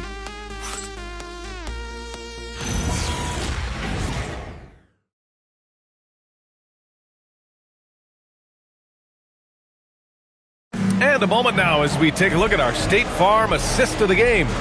And from the 2-guard spot, an unselfish play like this sets a fantastic tone. Well, having multiple playmakers on the floor makes you a much tougher team to defend. And with the fourth quarter upon us, time is running out for this game to become competitive. On the court for the Nuggets, we've got Nicholas Claxton, and it's Hawkins in at the 3. Here's McCarty.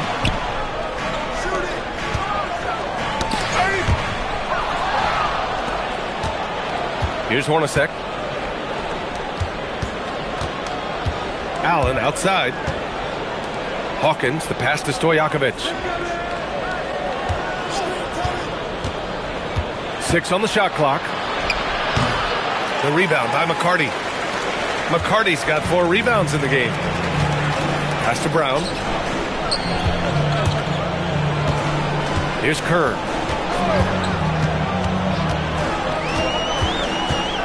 Here's LaFrentz. He's guarded by Claxton. Here's McCarty. Off target with the 3.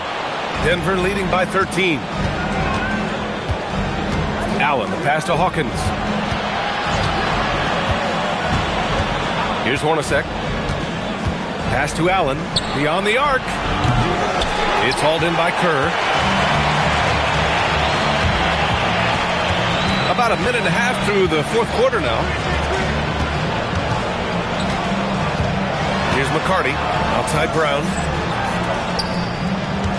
On the wing, Strus. Here's McCarty. Nice ball movement by Boston. His first shot attempt. A shot by Brown, no good. Here's Hawkins, covered by Strus. Pass to Stojakovic. Claxton, a screen on Brown. Stojakovic passes to Allen. And from 16 feet away, he cans it. just continuing to pile it on, refusing to let up. That is the competitiveness he brings to the table. Every night you're going to get great effort from him. And Joe Mazzulla has called timeout. He's decided it's time to clarify the situation, leaving little room for error.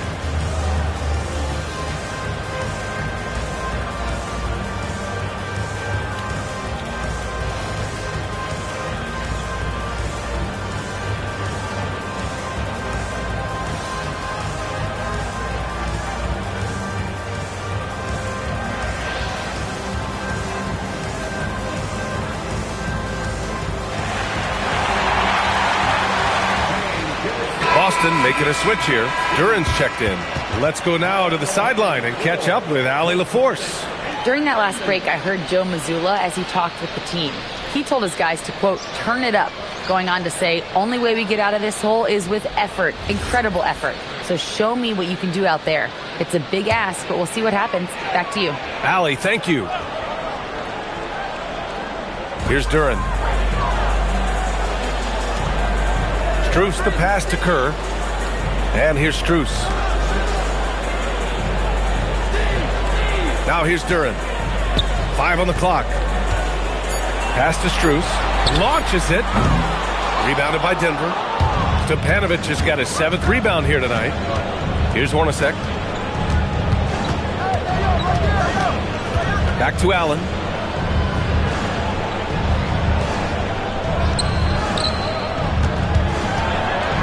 Here's Stepanovic. Here's Hornacek. No good on the triple. They still have time to make this a game. But they really need to focus in because they let this game get away from them a little bit. Struess's shot is off. The Nuggets have gone 1 of 4 since the fourth quarter began. Pass to Stojakovic. And the ball out of bounds. The Celtics will have it. Wow, not sure what happened there. Yikes. And Denver making a change here.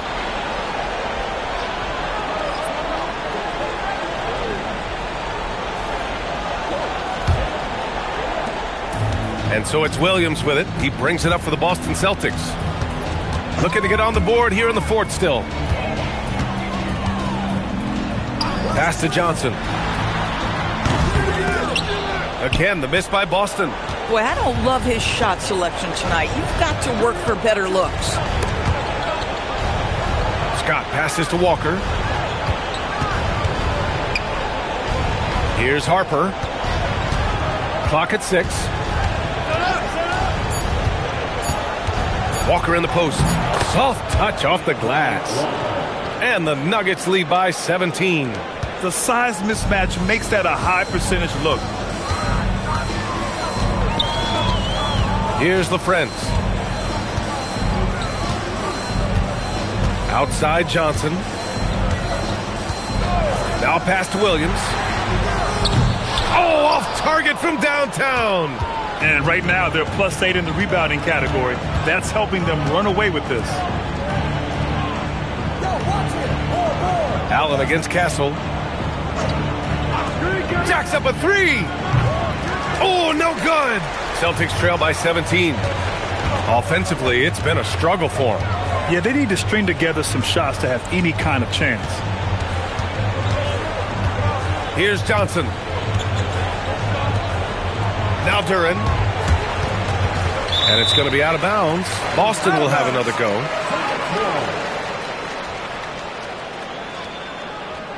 And Joe Mazzulla calls timeout here.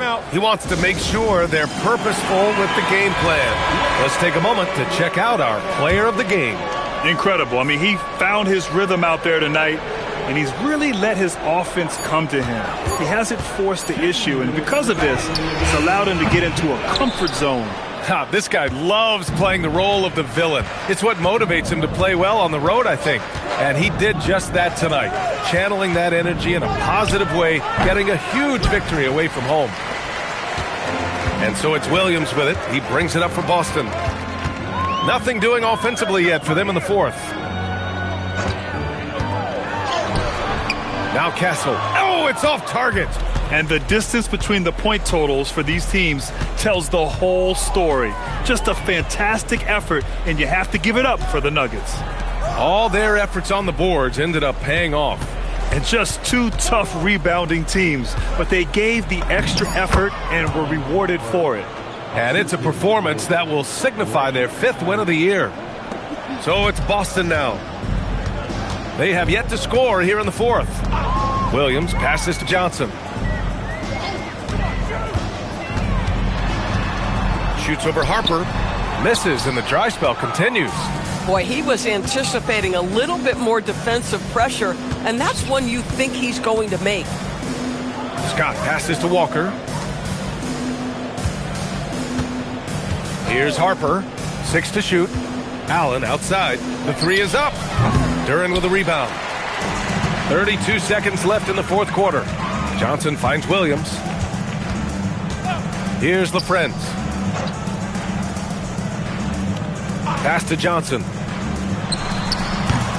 Again, the miss by Boston. He forced that one. Not a productive trip up the floor. And in a way, by taking that one, he's bailing out the defense. It's just too easy to stop.